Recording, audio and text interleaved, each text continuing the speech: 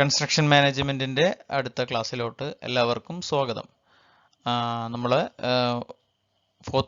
Second മൊഡ്യൂളിലെ last ടോപ്പിക്കിലോട്ടാണ് discussion ഇന്ന് നടത്താൻ പോകുന്നത്.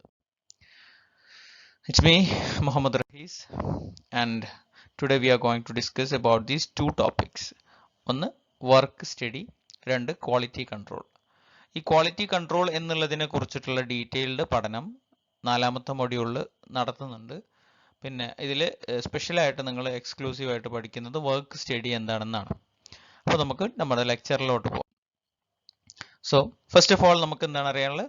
Work study. വർക്ക് സ്റ്റഡി രണ്ട് തരത്തിലുണ്ട്: മോഷൻ സ്റ്റഡി, ടൈം സ്റ്റഡി. ഞാൻ വളരെ ബ്രീഫായിട്ട് എന്താണെന്നൊന്ന് മലയാളത്തിൽ പറയാം. വർക്ക് സ്റ്റഡി എന്ന് പറഞ്ഞു കഴിഞ്ഞാൽ ഒരു പെർട്ടിക്കുലർ ജോബ്, ഒരു ജോലി, അതല്ലെങ്കിൽ ഒരു പെർട്ടിക്കുലർ ഐറ്റം ഓഫ് വർക്ക്. ഒരു എക്സ്കവേഷൻ ആവാം, കോൺക്രീറ്റിംഗ് ആവാം, അതല്ലെങ്കിൽ ഷട്ടറിങ് ആവാം, സെൻറ്ററിങ് ആവാം. അങ്ങനെ ഏതെങ്കിലും ഒരു പെർട്ടിക്കുലർ ജോബ് അത് എങ്ങനെ ചെയ്യാം, ഏറ്റവും ശാസ്ത്രീയമായി ഏറ്റവും മികച്ച രീതിയിൽ എങ്ങനെ ചെയ്യാം എന്ന് പഠനം നടത്തി ഒബ്സർവേഷൻ നടത്തി തീരുമാനിക്കുന്നതിനെയാണ് മോഷൻ സ്റ്റഡി എന്ന് പറയുന്നത്. ആൻഡ് ആ ജോബ് ഏറ്റവും എഫക്റ്റീവായിട്ട് ചെയ്യാൻ സ്റ്റാൻഡേർഡ് ആയിട്ട് എത്ര സമയമെടുക്കും എന്നുള്ള പഠനത്തിനെയാണ് ടൈം സ്റ്റഡി എന്ന് പറയാം. മനസ്സിലായല്ലോ? അപ്പോൾ ഏറ്റവും ശാസ്ത്രീയമായ രീതിയിൽ എങ്ങനെ ചെയ്യാമെന്നുള്ളതിനെ മോഷൻ സ്റ്റഡി എന്നും, എത്ര സമയം കൊണ്ട് ശാസ്ത്രീയമായി സ്റ്റാൻഡേർഡായി അത് ചെയ്തു തീർക്കാമെന്നതിനെ ടൈം സ്റ്റഡി എന്നുമാണ് പറയുന്നത്. അപ്പോൾ നമുക്ക് എക്സാം പോയിന്റ് ഓഫ് വ്യൂവിൽ എങ്ങനെ അത് ഡിസ്ക്രൈബ് ചെയ്യാം, എക്സ്പ്ലെയിൻ ചെയ്യാം എന്ന് നോക്കാം. സോ വർക്ക് സ്റ്റഡീനെ കുറിച്ചിട്ടാണ് നമ്മൾ ഇപ്പോൾ പറയാൻ പോകുന്നത്. അതിൻ്റെ ഡെഫിനിഷൻ എന്താണ്? Work study may be defined as the analysis of job. ഒരു ജോബിന്റെ അനാലിസിസ് ആണ് എന്ത്? ജോബ് എന്ന് പറഞ്ഞാൽ ഇവിടെ അർത്ഥം any item of work. Any item of work, ഏത് ഒരു ജോലിയും ആവാം. ഒരു എക്സ്കവേഷൻ, അതിന് എക്സാമ്പിൾ ആയിട്ട് നമുക്കൊരു എക്സ്കവേഷൻ എന്നെടുക്കാം. ഒരു പെർട്ടിക്കുലർ ഒരു ബേസ്മെന്റിന് വേണ്ടിയിട്ടുള്ള എക്സ്കവേഷൻ ആണ് നമ്മുടെ ഇവിടുത്തെ ജോബ് എന്ന് വിചാരിക്കുക.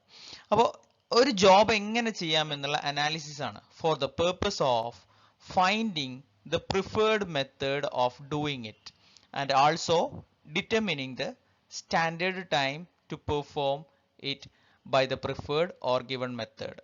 ഒരു പ്രിഫേർഡ് മെത്തേഡ് കണ്ടെത്താൻ വേണ്ടിയിട്ട്, ഈ ജോബ് ചെയ്യാൻ വേണ്ടിയിട്ട് ഒരു പ്രിഫേർഡ് മെത്തേഡ് കണ്ടെത്താനും അതിനെടുക്കുന്ന സ്റ്റാൻഡേർഡ് ടൈം കണ്ടെത്താനും. രണ്ട് കാര്യങ്ങളാണ് പറഞ്ഞത്. ഏതൊക്കെയായിരുന്നു? Preferred method to do that work, ആ ജോലി ചെയ്യാനുള്ള പ്രത്യേകമായിട്ടുള്ള ആ ഒരു മെത്തേഡ് ഏതാണെന്നും അതിനെടുക്കുന്ന സമയം എത്രയാണെന്നുമാണ് നമ്മുടെ ഈ സ്റ്റഡിയിലൂടെ പഠനത്തിന് വിധേയമാക്കുന്നത്. അപ്പോൾ നമ്മുടെ വീടിൻ്റെ തറക്ക് എക്സ്കവേഷൻ നടത്തുന്ന സമയത്ത് നല്ല അറിവുള്ള ഒരു JCB ഓപ്പറേറ്റ് ചെയ്ത് ശീലമുള്ള ഒരാൾക്ക് അയാൾ ഏത് രീതിയിലാണ് ശാസ്ത്രീയമായിട്ട് ഇത് എക്സ്കവേഷൻ നടത്താൻ പോകുന്നത്? ഏത് കോർണറിൽ നിന്ന് സ്റ്റാർട്ട് ചെയ്യണം? ആദ്യം നടുവിലെ സ്ട്രക്ചേഴ്സ് ആണോ എക്സ്കവേറ്റ് ചെയ്യേണ്ടത്, അല്ല ഔട്ടർ ബൗണ്ടറി ആണോ എക്സ്കവേറ്റ് ചെയ്യേണ്ടത്? അങ്ങനെ ചെയ്യുന്ന സമയത്ത് എക്സ്കവേറ്റ് ചെയ്യുന്ന സോയിൽ അവിടെ തന്നെ കൂട്ടിയിടുകയാണോ വേണ്ടത്, അതോ അവിടുന്ന് മറ്റൊരു സ്ഥലത്തേക്ക് ട്രാൻസ്പോർട്ട് ചെയ്യുകയാണോ വേണ്ടത്? എങ്ങനെ ചെയ്താലാണ് ഏറ്റവും പെട്ടെന്ന്, ഏറ്റവും സുരക്ഷിതമായ രീതിയിൽ, ഏറ്റവും ക്വാളിറ്റി ഉള്ള രീതിയിൽ എക്സ്കവേഷൻ നടത്താനും പിന്നീട് അവിടെ എക്സ്കവേറ്റ് ചെയ്തിട്ടുള്ള മണ്ണ് ഉപയോഗിക്കാനൊക്കെ പറ്റുള്ളൂ എന്നുള്ള പഠനം നടത്തുന്ന രീതിയാണത്. അപ്പോൾ ഒരു പ്രിഫേർഡ് മെത്തേഡ് നമ്മൾ അതിലൂടെ കണ്ടെത്തുന്നു. ആൻഡ് അയാൾ ആ ഒരു പെർട്ടിക്കുലർ വർക്ക് ചെയ്ത് തീർക്കാൻ എടുക്കുന്ന സമയവും നമ്മൾ ഈ വർക്ക് സ്റ്റഡിയിലൂടെ കണ്ടെത്തുന്നു. അപ്പോൾ വർക്ക് സ്റ്റഡി എന്താണെന്ന് മനസ്സിലായി എന്ന് വിചാരിക്കുന്നു. വർക്ക് സ്റ്റഡീൻ്റെ ഒരു എക്സ്പ്ലനേഷൻ ആണ് നമ്മളിപ്പോൾ പറഞ്ഞത്. And work study therefore comprises of two areas of study. രണ്ട് മേഖലകളാണ് വർക്ക് സ്റ്റഡിയിൽ പരിഗണിക്കുന്നത്. ഒന്ന് method study or motion study. നമ്മൾ ആ ഫസ്റ്റ് ഹെഡ് ടൈറ്റിലെ മോഷൻ സ്റ്റഡി എന്ന് മാത്രമാണ്. അപ്പോൾ അതിൽ മെത്തേഡ് സ്റ്റഡി എന്നും കൂടെ പറയും. അതിലുള്ളൊരു ഭാഗമാണ് മോഷൻ സ്റ്റഡി. രണ്ടാമത്തത് ടൈം സ്റ്റഡി, അതിനെ വർക്ക് മെഷർമെന്റ് എന്നും പറയും. അപ്പോൾ അതിൽ ഒന്നാമത്തേതാണ് മെത്തേഡ് സ്റ്റഡി, രണ്ടാമത്തത് work measurement or time study. അപ്പോൾ ഈ രണ്ട് കാര്യങ്ങളാണ് വർക്ക് സ്റ്റഡിയുമായി ബന്ധപ്പെട്ടിട്ട് നമ്മൾ ചെയ്യുന്നതും നമുക്ക് പഠിക്കാനുള്ളതും. അതിൽ ആദ്യത്തെ മെത്തേഡ് സ്റ്റഡി ഓർ മോഷൻ സ്റ്റഡിയെ കുറിച്ചിട്ടാണ് നമ്മൾ ഫസ്റ്റ് എക്സ്പ്ലെയിൻ ചെയ്യുന്നത്. What is A method study? Method study aims to achieve the better method for doing the work, and for this reason Method study is sometimes called as work method design. Method study എന്നതുകൊണ്ട് ഉദ്ദേശിക്കുന്നത് ഒരു particular work ചെയ്യാനുള്ള ഏറ്റവും best method ഏതാണെന്ന് കണ്ടെത്തുന്നതാണ്. And അതുകൊണ്ട് തന്നെ അതിന് വിളിക്കുന്ന ഒരു പേരാണ് വർക്ക് മെത്തേഡ് ഡിസൈൻ. ഏത് രീതിയിൽ വർക്ക് ചെയ്യാമെന്ന് ഡിസൈൻ ചെയ്യുന്ന പഠനത്തിനെയാണ് മെത്തേഡ് സ്റ്റഡി എന്ന് പറയുന്നത്. ഇപ്പോൾ ഒരു വീടിന്റെ ഫ്ലോർ ചെയ്യാണ്, കോൺക്രീറ്റ് ഫ്ലോർ ചെയ്യാണ്, അതല്ലെങ്കിൽ ഒരു ടൈൽഡ് ഫ്ലോറിംഗ് ചെയ്യുകയാണെങ്കിൽ ആ ടൈല് ഏറ്റവും മികച്ച ക്വാളിറ്റിയിൽ ശാസ്ത്രീയമായി എങ്ങനെ നമുക്ക് ലേ ചെയ്യാം? ആദ്യം നമ്മൾ ഏത് മിക്സ് ഇടണം, അത് ഏത് റേഷ്യോയിൽ മിക്സ് ചെയ്യണം, അതിൽ ഉപയോഗിക്കേണ്ട സിമെന്റിന്റെ ക്വാണ്ടിറ്റി എത്ര, അതിന് വേണ്ടിയിട്ട് സർഫേസ് എങ്ങനെ പ്രിപ്പയർ ചെയ്യണം, എത്ര സമയം കൊണ്ട് നമുക്കത് ചെയ്തു തീർക്കാൻ പറ്റും, ഇതിന്റെ ഇടയിൽ യാതൊരു ഗ്യാപ്പോ ഫില്ലറിന് വേണ്ടിയിട്ടുള്ള അമിതമായ ഗ്യാപ്പോ വരാത്ത രീതിയിൽ നമുക്ക് എങ്ങനെ ഈ വർക്ക് സെറ്റ് ചെയ്യാം, അതിന് എത്ര ജോലിക്കാർ ആവശ്യം വരും, ആ ജോലിക്കാർക്ക് വേണ്ട ക്വാളിറ്റി എന്താ, അങ്ങനെ ആ ഒരു പെർട്ടിക്കുലർ ജോബ് ചെയ്യാൻ വേണ്ടിയിട്ടുള്ള ഏറ്റവും ബെസ്റ്റ് മെത്തേഡ് ഏതാണ് എന്ന് പഠിക്കുന്ന രീതിയാണ് method study or motion study. അതിന് ഡെഫിനിഷൻ, എക്സാക്ട് ഡെഫിനിഷൻ പറയാം. A method study can be defined as the procedure for systematic recording, analysis, critical examination of existing or proposed method of doing the work for the purpose of development and application of easier and more effective method. ഇങ്ങനെ കേൾക്കുമ്പോൾ ഇച്ചിരി ഭീകരമായിട്ട് തോന്നും, പക്ഷേ വളരെ simple ആയിട്ട് നമുക്കത് explain ചെയ്യാൻ സാധിക്കും. മെത്തേഡ് സ്റ്റഡി എന്ന് വെച്ചാൽ അതൊരു procedure of systematic recording, analysis and critical examination. 3 കാര്യങ്ങളാണ് പറഞ്ഞത്. എന്തൊക്കെയാണ്?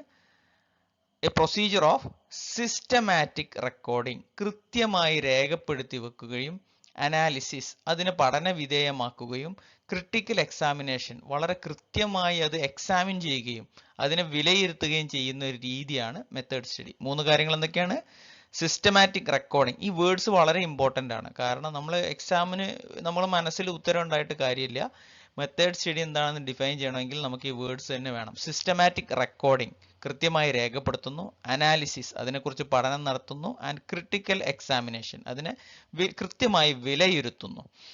Of existing or proposed method, നിലവിലുള്ള ആ ഒരു പെർട്ടിക്കുലർ ജോലി ചെയ്യുന്ന രീതിയെ, അതാണ് existing method or proposed method. അല്ലെങ്കിൽ ഇങ്ങനെ ചെയ്യാമെന്നൊരാൾ ഒരു പ്രപ്പോസൽ വെച്ചാൽ, ഇപ്പോൾ നമ്മൾ നേരത്തെ പറഞ്ഞു ടൈൽഡ് ഫ്ലോറിംഗ് പറഞ്ഞല്ലോ, ആ ടൈൽഡ് ഫ്ലോറിംഗ് ഇപ്പോൾ ഉള്ള രീതിയെ കുറിച്ചിട്ട് കൃത്യമായിട്ട് റെക്കോർഡ് ചെയ്യുന്നു, അതിനെ കുറിച്ചിട്ട് കൃത്യമായ പഠനം നടത്തുന്നു, അതിനെ കൃത്യമായി വിലയിരുത്തുന്നു, ഒരു എക്സിസ്റ്റിംഗ് ഫ്ലോറിംഗ് പരിപാടിനെ. And for the purpose of, എന്തിനു വേണ്ടിയിട്ട്? Development and application of easier and more effective method. കൂടുതൽ ഈ പ്രവർത്തനത്തെ, ഈ ഒരു ജോബിനെ മികച്ച രീതിയിലോട്ട് വികസിപ്പിക്കാൻ വേണ്ടിയിട്ടും അതിനേക്കാളും എളുപ്പമുള്ള, ഈസിയർ ആയിട്ടുള്ള ആൻഡ് എഫക്റ്റീവ്, വളരെ എഫിഷ്യൻ്റ് ആയിട്ടുള്ള ഒരു മെത്തേഡ് ഉണ്ടാക്കിയെടുക്കുന്നതിന് വേണ്ടിയിട്ട് ചെയ്യുന്ന പ്രോസസ്സാണ്. എന്താണ് ഇപ്പോൾ നമ്മൾ ഇത്രയും കുറച്ച് വിശാലമായിട്ട് പറഞ്ഞത്? എന്തൊക്കെയാണ്? ഒരു എക്സിസ്റ്റിംഗ് ജോബിനെ, ഇപ്പം നമ്മൾ വേറെ എക്സാമ്പിൾ പറയാൻ, നേരത്തെ പറഞ്ഞ എക്സ്കവേഷൻ അല്ലേ, തറക്ക് വേണ്ടിയിട്ട് മണ്ണ് കീറുന്ന ആ ഒരു സംഭവം. ആ ഒരു എക്സ്കവേഷനെ നമ്മൾ എന്തൊക്കെ ചെയ്യുന്നു? ഇപ്പം നിലവിൽ എക്സ്കവേറ്റ് ചെയ്യുന്ന ഒരു രീതിയുണ്ട്. ആ രീതിനെ നമ്മൾ ആദ്യം കൃത്യമായിട്ട് പിന്നാലെ നടന്ന് നോക്കി റെക്കോർഡ് ചെയ്യും. എന്നിട്ട് അതിനെ അനലൈസ് ചെയ്യും. എന്നിട്ട് അതിനെ കൃത്യമായി വിലയിരുത്തും. എന്തിന്? ഡെവലപ്മെന്റിന് വേണ്ടിയിട്ടും, ഭാവിയിലെ ഡെവലപ്മെന്റിന് വേണ്ടിയിട്ടും, അതിൻ്റെ മികച്ച എളുപ്പത്തിലുള്ള രീതി അപ്ലിക്കേഷൻ ചെയ്യാൻ വേണ്ടിയിട്ടും, കൂടുതൽ എഫക്റ്റീവ് ആയിട്ടുള്ള ഒരു മെത്തേഡ് ഡെവലപ്പ് ചെയ്യാൻ വേണ്ടിയിട്ടും നിലവിലുള്ള സിസ്റ്റത്തെ പഠിച്ച് റെക്കോർഡ് ചെയ്ത് എക്സാമിൻ ചെയ്ത് ചെയ്യുന്ന ഒരു പഠന രീതിയാണ് മെത്തേഡ് സ്റ്റഡി എന്ന് പറയുന്നത്. അപ്പോൾ ഡെഫിനിഷൻ മനസ്സിലായല്ലോ. ഇങ്ങനെ നമ്മൾ ആ ഒരു സെന്റൻസിനെ ബ്രേക്ക് ഡൗൺ ചെയ്താലേ നിങ്ങൾക്ക് ഇത് ഓർത്തെടുക്കാൻ പറ്റുള്ളൂ. അതുകൊണ്ടാണ് ഇത്രയും ഡെപ്തിൽ അത് എക്സ്പ്ലെയിൻ ചെയ്തത്. സോ എന്താണ് മെത്തേഡ് സ്റ്റഡിയിൽ സംഭവിക്കുന്നത്? മെത്തേഡ് സ്റ്റഡിയിൽ നമ്മൾ ഇത്രയും കാര്യങ്ങളൊക്കെയാണ് പരിഗണിക്കുന്നത്. എന്തൊക്കെയാ? വാട്ട് ഷുഡ് ബി ഡൺ, എന്ത് ചെയ്യണം. അങ്ങനെ ഒരു നമുക്ക് ഉദ്ദേശം നല്ല വൃത്തിയുള്ള മാർബണേറ്റ് പരത്തിയ ഒരു ഫ്ലോർ കിട്ടണം. അപ്പോൾ അത് ചെയ്യാൻ വേണ്ടി എന്ത് ചെയ്യണം? വാട്ട് ഷുഡ് ബി ഡൺ, എന്തൊക്കെ കാര്യങ്ങൾ ചെയ്യണം. ഹൗ ഷുഡ് ബി ഡൺ, അത് എങ്ങനെ ചെയ്യണം, എങ്ങനെ ചെയ്താലാണ് നമ്മൾ ഉദ്ദേശിച്ച രീതിയിലുള്ള വൃത്തിയുള്ള ഒരു ടൈൽഡ് ഫ്ലോർ കിട്ടുക. വേർ ഷുഡ് ബി ഡൺ, എങ്ങനെ എവിടെ വെച്ച് ചെയ്യണം. വെൻ ഷുഡ് ബി ഡൺ, എപ്പോൾ ചെയ്യണം, and who should be done, ആര് ചെയ്യണം. അപ്പോൾ ഒരു പെർട്ടിക്കുലർ ജോലി വൃത്തിയായി കിട്ടാൻ ഏതൊക്കെ രീതിയിൽ എങ്ങനെയൊക്കെ എന്തൊക്കെ ചെയ്യണം എന്ന് ചെയ്യുന്ന പഠനമാണ് എന്ത്, മെത്തേഡ് സ്റ്റഡി. അപ്പൊ ഈ മെത്തേഡ് സ്റ്റഡി എന്താണെന്ന് ഒരു ചെറിയ ഐഡിയ കിട്ടിയെന്ന് വിചാരിക്കുന്നു. ആൻഡ് അതിലെ മെത്തേഡ് സ്റ്റഡി പ്രൊസീജിയർ, എങ്ങനെയാണ് മെത്തേഡ് സ്റ്റഡി നടത്തുന്നത്, മെത്തേഡ് സ്റ്റഡി നടത്തുന്ന രീതി. The following general steps describe the procedure for making a method study. ഒരു മെത്തേഡ് സ്റ്റഡി നടക്കുമ്പോൾ ചെയ്യുന്ന അതിലെ പ്രധാനപ്പെട്ട സ്റ്റെപ്പുകളാണ് ഇനി പറയാൻ പോകുന്നത്. ഒന്ന്, select the job. Select the job which is to be studied. പഠന വിധേയമാക്കേണ്ട ജോലി, അതായത് എക്സ്കവേഷൻ ആവാം, അതല്ലെങ്കിൽ കോൺക്രീറ്റിംഗ് ആവാം, അതല്ലെങ്കിൽ ലെവലിംഗ് ആവാം. അങ്ങനെ ഏത് ജോബിനെയാണ് നമ്മൾ പഠിക്കാൻ പോകുന്നത്, പഠന വിധേയമാക്കാൻ പോകുന്നത്, അതിനെ നമ്മൾ സെലക്ട് ചെയ്യുന്നു. Obtain information and record. നിലവിൽ ആ ജോബ് എങ്ങനെയാണ് നടക്കുന്നത് എന്നതിനെ കുറിച്ചിട്ടുള്ള കൃത്യമായിട്ടുള്ള ഇൻഫർമേഷൻ നമ്മൾ കളക്ട് ചെയ്യുന്നു, അതിനെ റെക്കോർഡ് ചെയ്യുന്നു. Examine the information critically. അതിനെ ക്രിട്ടിക്കൽ ആയിട്ടുള്ള ഒരു പഠനത്തിന് വിധേയമാക്കുന്നു. ഇപ്പൊ നടക്കുന്ന പ്രോസസ്സ് എങ്ങനെയാണെന്ന് കൃത്യമായി പഠിക്കുന്നു. അതിലെന്തെങ്കിലും ഫോൾട്ട് ഉണ്ടോ, അതിലെന്തെങ്കിലും എക്സ്ട്രാവാഗന്റ് ആയിട്ടുള്ള കാര്യങ്ങൾ വരുന്നുണ്ടോ, അൺനെസസറി ആയിട്ടുള്ള അല്ലെങ്കിൽ ടൈം വേസ്റ്റിംഗ് ആയിട്ടുള്ള മണി വേസ്റ്റേജ് വരുന്ന, മെറ്റീരിയൽ വേസ്റ്റേജ് വരുന്ന ഏതെങ്കിലും ഒരു രീതിയാണോ എക്സിസ്റ്റിംഗ് ലെവലിൽ ഫോളോ ചെയ്യുന്നത് എന്ന് കൃത്യമായി എക്സാമിൻ ചെയ്യുന്നു. Develop most practical, economical and effective method by considering real limitation of the situation. എന്നിട്ട് നമ്മളിപ്പോൾ റെക്കോർഡ് ചെയ്ത് പഠനവിധേയമാക്കിയ ആ ഒരു സംഭവത്തിൽ നിന്നും ഏറ്റവും പ്രാക്ടിക്കൽ ആയിട്ടുള്ള, മോസ്റ്റ് പ്രാക്ടിക്കൽ ആയിട്ടുള്ള, എക്കണോമിക്കൽ ആയിട്ടുള്ള, അതായത് സാമ്പത്തികമായിട്ട് ബുദ്ധിമുട്ടുണ്ടാക്കാത്ത, എഫിഷ്യൻ്റ് ആയിട്ടുള്ള ഒരു മെത്തേഡിനെ നമ്മൾ ഡെവലപ്പ് ചെയ്യുന്നു. ഓക്കെ, നമ്മളൊരു ജോബ് സെലക്ട് ചെയ്തു, ആ ജോബിനെ കുറിച്ചിട്ടുള്ള രേഖകൾ നമ്മൾ ഡോക്യുമെന്റ് ചെയ്തു, റെക്കോർഡ് ചെയ്തു, ആ രേഖയെ നമ്മൾ കൃത്യമായി പഠിച്ചു. ആ പഠിച്ചതിൽ നിന്നും നമുക്ക് പല കാര്യങ്ങളും മനസ്സിലായി, ഇന്ന ഇന്ന പ്രശ്നങ്ങളുണ്ട്, ഇന്ന ഇന്ന മോശങ്ങളുണ്ട്, അതൊക്കെ എലിമിനേറ്റ് ചെയ്തിട്ട് മോസ്റ്റ് പ്രാക്ടിക്കലും മോസ്റ്റ് എഫിഷ്യൻറ്റും മോസ്റ്റ് എക്കണോമിക്കലുമായിട്ടുള്ള, most practical, most economical and most എഫക്റ്റീവുമായിട്ടുള്ള മെത്തേഡിനെ നമ്മൾ ഡെവലപ്പ് ചെയ്യുന്നു. ആൻഡ് അവിടെ ഒരു കാര്യം പ്രത്യേകം പറയുന്നുണ്ട്, considering the real limitation of the situation. Ideal കേസായിട്ട് നമുക്ക് സങ്കല്പിക്കുന്ന രീതിയിലൊന്നും പരിപാടി നടക്കൂല, പക്ഷെ റിയൽ സിറ്റുവേഷൻസിനെ മനസ്സിലാക്കിയിട്ട് തന്നെ വേണം നമ്മൾ ഇങ്ങനെ ഒരു മെത്തേഡിനെ ഡെവലപ്പ് ചെയ്യാൻ. And install the new method as standard practice. അങ്ങനെ ഈ നമ്മൾ പുതിയതായി ഡെവലപ്പ് ചെയ്ത ആ ഒരു പ്രവർത്തന രീതിയെ നമ്മുടെ സൈറ്റിൽ, നമ്മുടെ വർക്ക് ചെയ്യുന്ന ഏരിയയിൽ ഇംപ്ലിമെന്റ് ചെയ്യുക, നടപ്പിലാക്കുക. ഇത്രയുമാണ് മെത്തേഡ് സ്റ്റഡിയിൽ വരുന്ന പ്രധാനപ്പെട്ട കാര്യങ്ങൾ. അപ്പോൾ എന്തൊക്കെയാണെന്ന് മനസ്സിലായല്ലോ. ഒരു ജോബ് എടുത്ത് പഠിച്ച് അതിലെ തെറ്റുകൾ തിരുത്തി മികച്ച പുതിയ മെത്തേഡിനെ സൈറ്റിൽ അപ്ലൈ ചെയ്യുന്ന രീതിക്കാണ്, ആ ഒരു പഠനത്തിനെയാണ് മെത്തേഡ് സ്റ്റഡി എന്ന് പറയുന്നത്. ആൻഡ് അങ്ങനെ നടപ്പിലാക്കിയാൽ മാത്രം മതിയോ? പോരാ. ഒരു പ്രശ്നമുണ്ട്, നമ്മുടെ നാട്ടിലൊക്കെ ഒരു കാര്യം നടപ്പിലാക്കി കഴിഞ്ഞാൽ അത് മുന്നോട്ട് അങ്ങനെ തന്നെ പോകുന്നുണ്ടോ എന്ന് ഉറപ്പുവരുത്തണം. So maintain the standard practice by regular follow up. കൃത്യമായിട്ട് അത് ഫോളോ അപ്പ് ചെയ്യണം. അതിൻ്റെ പിന്നാലെ നടന്നിട്ട് കാര്യങ്ങൾ അങ്ങനെ നടക്കുന്നുണ്ട് എന്ന് ഉറപ്പുവരുത്തണം. അങ്ങനെ അതൊരു സ്റ്റാൻഡേർഡ് പ്രാക്ടീസ് ആക്കി മാറ്റണം, അതായത് ഒരു ശീലമാക്കി മാറ്റണം. അത് ആ ശീലമാവുന്നത് വരെ അതിന് വേണ്ടിയിട്ട് ഉള്ള സൂപ്പർവിഷനും ക്വാളിറ്റി കൺട്രോളും കാര്യങ്ങളും കൂടെ നമ്മൾ ചെയ്തു കഴിഞ്ഞാൽ അതൊരു റെഗുലർ പ്രാക്ടീസ് ആയിട്ട് മാറും. അതോടുകൂടി പിന്നീട് നമ്മളത് സൂപ്പർവൈസ് ചെയ്യാതെ തന്നെ ആ ഒരു പെർട്ടിക്കുലർ മെത്തേഡിലോട്ട് നമ്മുടെ വർക്കിൻ്റെ രീതികൾ മാറും. നമ്മളെ പഠനം ഒന്ന് ആലോചിച്ച് നോക്കൂ. ഇതേപോലെ നമ്മളെ പഠനം പലപ്പോഴും എഫക്റ്റീവ് ആവാത്തതിന് കാരണം നമ്മളൊരു മെത്തേഡ് സ്റ്റഡി നടത്തിയിട്ടില്ല എന്നതുകൊണ്ടാണ്. നമ്മളെ പഠന രീതിയിൽ ഒരുപാട് പാളിച്ചകളുണ്ട്. ആ പാളിച്ചകൾ എങ്ങനെ തിരുത്താം, അതിന് നമ്മളൊരു മെത്തേഡ് സ്റ്റഡി നടത്തണം. ആദ്യം നമ്മളെ പഠന രീതി എങ്ങനെ, ഏത് വിഷയത്തിൽ പഠിക്കുന്നതിലാണ് ബുദ്ധിമുട്ട്, ആ ജോബ് നമ്മൾ സെലക്ട് ചെയ്യുന്നു. രണ്ടാമത്തത് ഒബ്റ്റെയിൻ ഇൻഫർമേഷൻ ആൻഡ് റെക്കോർഡ്. എങ്ങനെയാണ് ഞാൻ പഠിക്കുന്നത്, മെറ്റീരിയൽ കളക്ട് ചെയ്തിട്ടാണോ, പുസ്തകം വായിച്ചിട്ടാണോ, അതല്ല ക്ലാസ് കേട്ടിട്ടാണോ, നോട്ട് വായിച്ചിട്ടാണോ, ആ ഏതൊക്കെ രീതിയിലാണ് ആ സംഭവങ്ങൾ നമ്മൾ കൃത്യമായി റെക്കോർഡ് ചെയ്യുന്നു. Examine information correctly. എന്നിട്ട് കിട്ടിയ രേഖകളെ നമ്മൾ പഠനവിധേയമാക്കുന്നു. എന്തുകൊണ്ട് ഇത് ഇങ്ങനെ ചെയ്ത്, എങ്ങനെയാണ് ഇപ്പോൾ നിലവിൽ നടക്കുന്നത്, എന്തൊക്കെ പോരായ്മകളാണ് അതിലുള്ളത്, എനിക്ക് ഇന്ന പ്രശ്നങ്ങൾ ഉണ്ടാവാനുള്ള കാരണം എന്തൊക്കെയാണ്, എന്നിട്ട് develop the most practical, economical and effective method. എന്നിട്ട് അതിൽ ഏറ്റവും മികച്ച ഔട്ട്പുട്ട് കിട്ടുന്ന, റിസൾട്ട് കിട്ടുന്ന രീതിയിലോട്ട് ഞാൻ എന്തൊക്കെ കാര്യങ്ങൾ ചെയ്യണം എന്ന് ഡെവലപ്പ് ചെയ്തെടുക്കുന്നു. Install the new method as standard practice. എന്നിട്ട് പിന്നീടുള്ള പഠനത്തിന് ഈ മെത്തേഡിനെ ഉപയോഗിക്കുന്നു. ആൻഡ് ഇതിൽ നിന്നും വ്യതിചലിക്കാതിരിക്കാൻ ഫോളോ അപ്പും ചെയ്യുന്നു. മെത്തേഡ് സ്റ്റഡി മനസ്സിലായെന്ന് വിചാരിക്കുന്നു. ഓക്കെ, അടുത്തത് ടൈം സ്റ്റഡി. നമ്മൾ നേരത്തെ പറഞ്ഞു മെത്തേഡ് സ്റ്റഡിയാണ്. അതിൻ്റെ മെത്തേഡ് സ്റ്റഡിയും വർക്ക് സ്റ്റഡിയുടെ ഭാഗമാണ്. രണ്ടാമതായിട്ടുള്ള ടൈം സ്റ്റഡിയും മെത്തേഡ് വർക്ക് സ്റ്റഡിയുടെ ഭാഗമാണ്. സോ ഇതിലെ ഇമ്പോർട്ടൻ്റ് ആയിട്ടുള്ള ഫസ്റ്റ് ടേം വർക്ക് മെഷർമെൻ്റ് ആണ്. Work measurement refers to estimation of standard time for an activity, that is the time allowed for completing one piece of job by using prescribed method. അപ്പോൾ നമ്മൾ ഏത് മെത്തേഡാണ് ഉപയോഗിക്കേണ്ടത് എന്നുള്ള പഠനത്തിനെയാണ് method study അല്ലെങ്കിൽ motion study എന്ന് പറയുന്നത്. ആ ഒരു പെർട്ടിക്കുലർ മെത്തേഡിൽ ആ വർക്ക് ചെയ്യാൻ എത്ര സമയം എടുക്കും എന്നുള്ള പഠനമാണ് എന്ത്, വർക്ക് മെഷർമെൻറ്റ്. അതാണ് ഇവിടെ കൃത്യമായിട്ട് പറഞ്ഞത്. ആ സെൻറ്റൻസ് ഒന്ന് നോക്കൂ.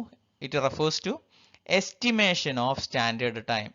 ഒരു സ്റ്റാൻഡേർഡ് ആയിട്ടുള്ള സമയം എസ്റ്റിമേറ്റ് ചെയ്യേണ്ട ഒരു ജോബിനാണ് നമ്മൾ വർക്ക് മെഷർമെൻറ്റ് എന്ന് പറയുന്നത്. എന്തിൻ്റെ സമയം? The standard time of an activity, that is the time allowed for completing one piece of job. ഒരു പെർട്ടിക്കുലർ ജോബ് കംപ്ലീറ്റ് ചെയ്യാൻ വേണ്ടിയിട്ട് എടുക്കുന്ന അല്ലെങ്കിൽ അനുവദിക്കാവുന്ന സമയം എത്രയാണെന്ന് നടത്തുന്ന പഠനത്തിനെയാണ് വർക്ക് മെഷർമെന്റ് എന്ന് പറയുന്നത്.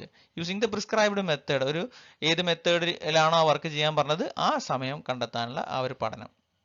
സോ അവിടെ നമ്മൾ അറിഞ്ഞിരിക്കേണ്ട ഒരു ഡെഫിനിഷനാണ് സ്റ്റാൻഡേർഡ് ടൈം. സ്റ്റാൻഡേർഡ് ടൈം എന്ന് പറഞ്ഞാൽ എന്താണ്?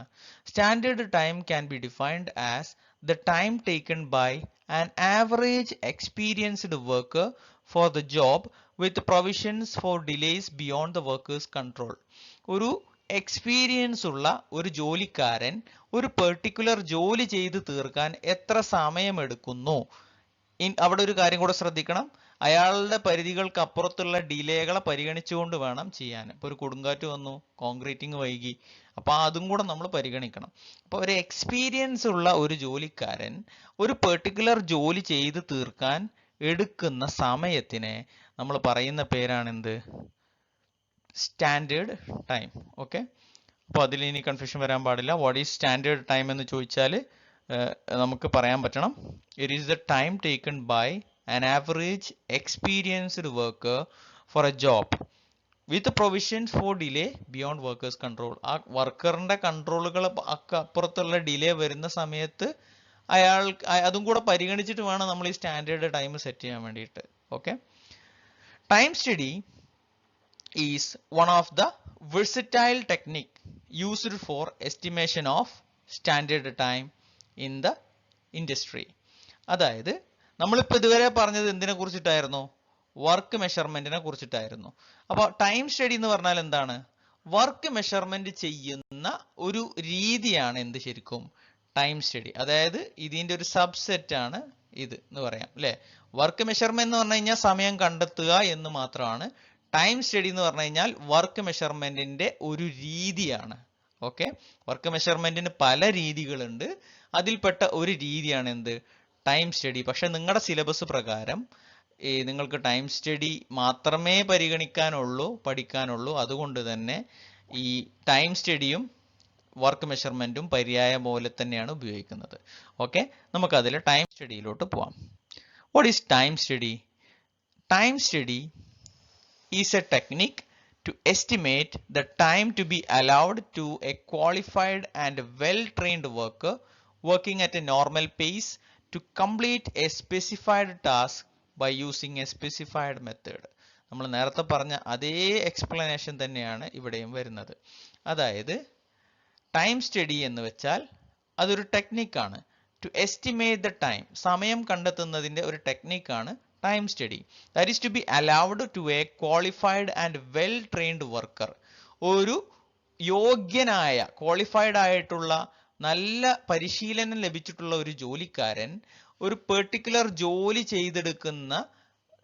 ചെയ്യാൻ എടുക്കുന്ന സമയം കണ്ടെത്തുന്ന പഠനത്തിനെയാണ് ടൈം സ്റ്റഡി എന്ന് പറയുന്നത്. അറ്റ് നോർമൽ പേസ്, സാധാരണ വേഗത്തിൽ. അയാൾ ധൃതി പിടിച്ച് പണിയെടുക്കുന്ന സമയത്തല്ല, അയാൾ സാധാരണ വേഗതയിൽ പണിയെടുക്കുന്ന സമയത്ത് ഒരു പെർട്ടിക്കുലർ ജോലി ചെയ്തു തീർക്കാൻ ഒരു എക്സ്പീരിയൻസ്ഡ് ആയിട്ടുള്ള, ക്വാളിഫൈഡ് ആയിട്ടുള്ള, വെൽ ട്രെയിൻഡ് ആയിട്ടുള്ള ഒരു ജോലിക്കാരൻ എടുക്കുന്ന സമയത്തെ പഠിക്കുന്ന പഠനത്തിനെയാണ് ടൈം സ്റ്റഡി എന്ന് പറയുന്നത്.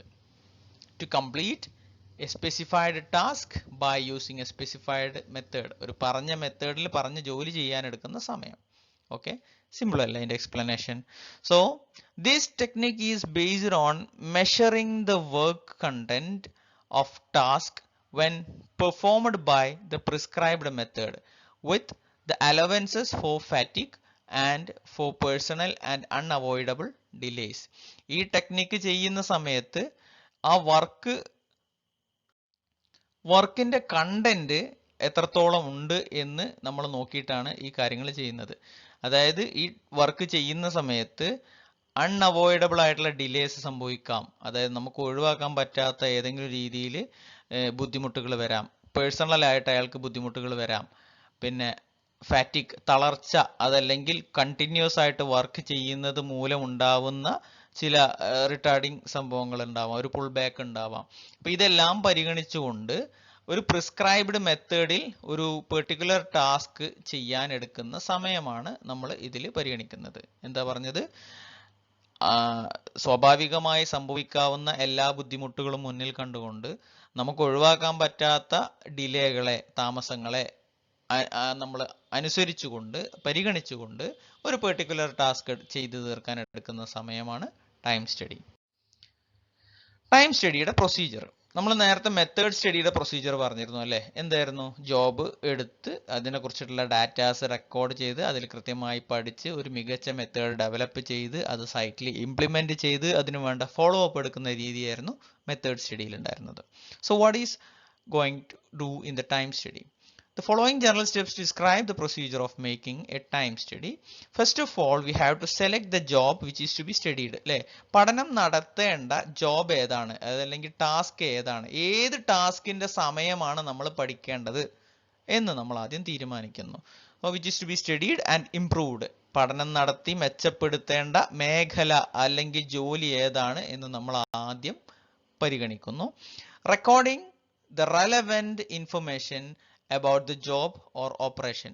ആ ഒരു പെർട്ടിക്കുലർ ജോബുമായി ബന്ധപ്പെട്ടിട്ടുള്ള അത്യാവശ്യമുള്ള എല്ലാ ഇൻഫർമേഷൻസും റെക്കോർഡ് ചെയ്യുന്നു, കളക്ട് ചെയ്യുന്നു. And then what is next? Divide the operation into reasonably small elements and record them in the time study observation sheet. ഒരു പെർട്ടിക്കുലർ ജോബിൽ ഒരുപാട് കുഞ്ഞു കുഞ്ഞു ജോബുകൾ ഉണ്ടാവും അല്ലേ? ഒരു എക്സ്കവേഷൻ എന്ന് പറയുന്ന സമയത്ത് ആദ്യം നമ്മൾ അവിടെ സെറ്റ് ഔട്ട് ചെയ്യണം. സെറ്റ് ഔട്ട് ചെയ്തിട്ട് ബൗണ്ടറീസ് മാർക്ക് ചെയ്യണം.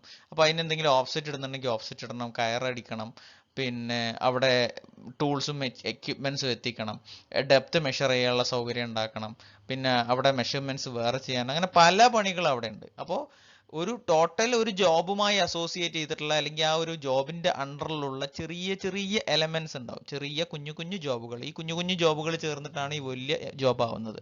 അപ്പൊ എന്തൊക്കെ ചെറിയ ചെറിയ ജോബുകൾ ചേർന്നിട്ടാണ് ഈ വലിയ ജോബുകൾ ഉണ്ടാവുന്നത് എന്ന് നമ്മൾ പഠിക്കുന്നു. അപ്പോൾ ഇവിടെ ഒരു ടേം യൂസ് ചെയ്തിട്ടുണ്ട്, സ്മോൾ എലമെന്റ്സ്. അപ്പോൾ നമ്മുടെ മൊത്തം ഓപ്പറേഷന്, ഇവിടെ ജോബ് ഓപ്പറേഷൻ എന്നൊക്കെ പറഞ്ഞാൽ വലിയ ടാസ്ക് ആണ്. അതിനെ സ്മോൾ കുഞ്ഞു കുഞ്ഞു എലമെന്റ്സ് ആക്കിയിട്ട് നമ്മൾ ഡിവൈഡ് ചെയ്യുന്നു.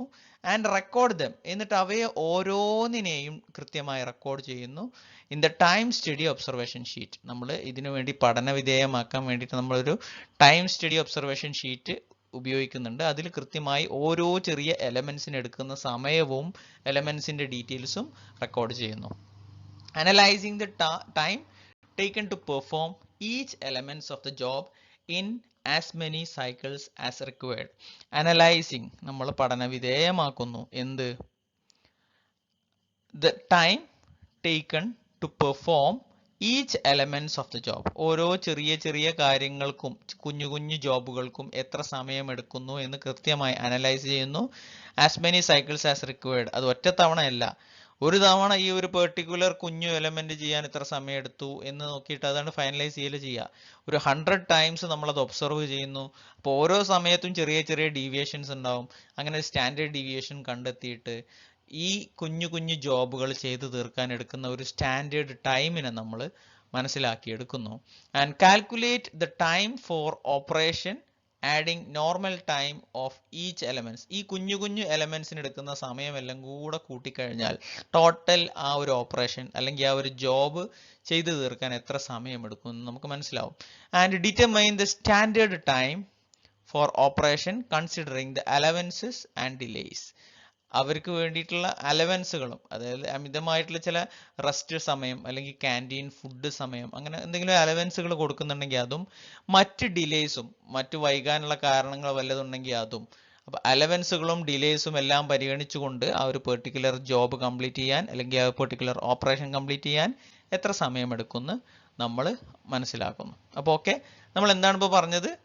ടൈം സ്റ്റഡിയുടെ രീതിയാണ്. അപ്പോൾ ഈ ഒരു ജോബ് പഠിക്കണം, അതിനെടുക്കുന്ന ടൈം എത്രയുണ്ടെന്ന് അറിയണം. അപ്പോൾ അതിനെ കുറേ കുഞ്ഞു കുഞ്ഞു എലമെന്റ്സ് ആക്കി. അപ്പോൾ ഓരോ എലമെന്റിനും എടുക്കുന്ന സമയം നമ്മൾ നോക്കി.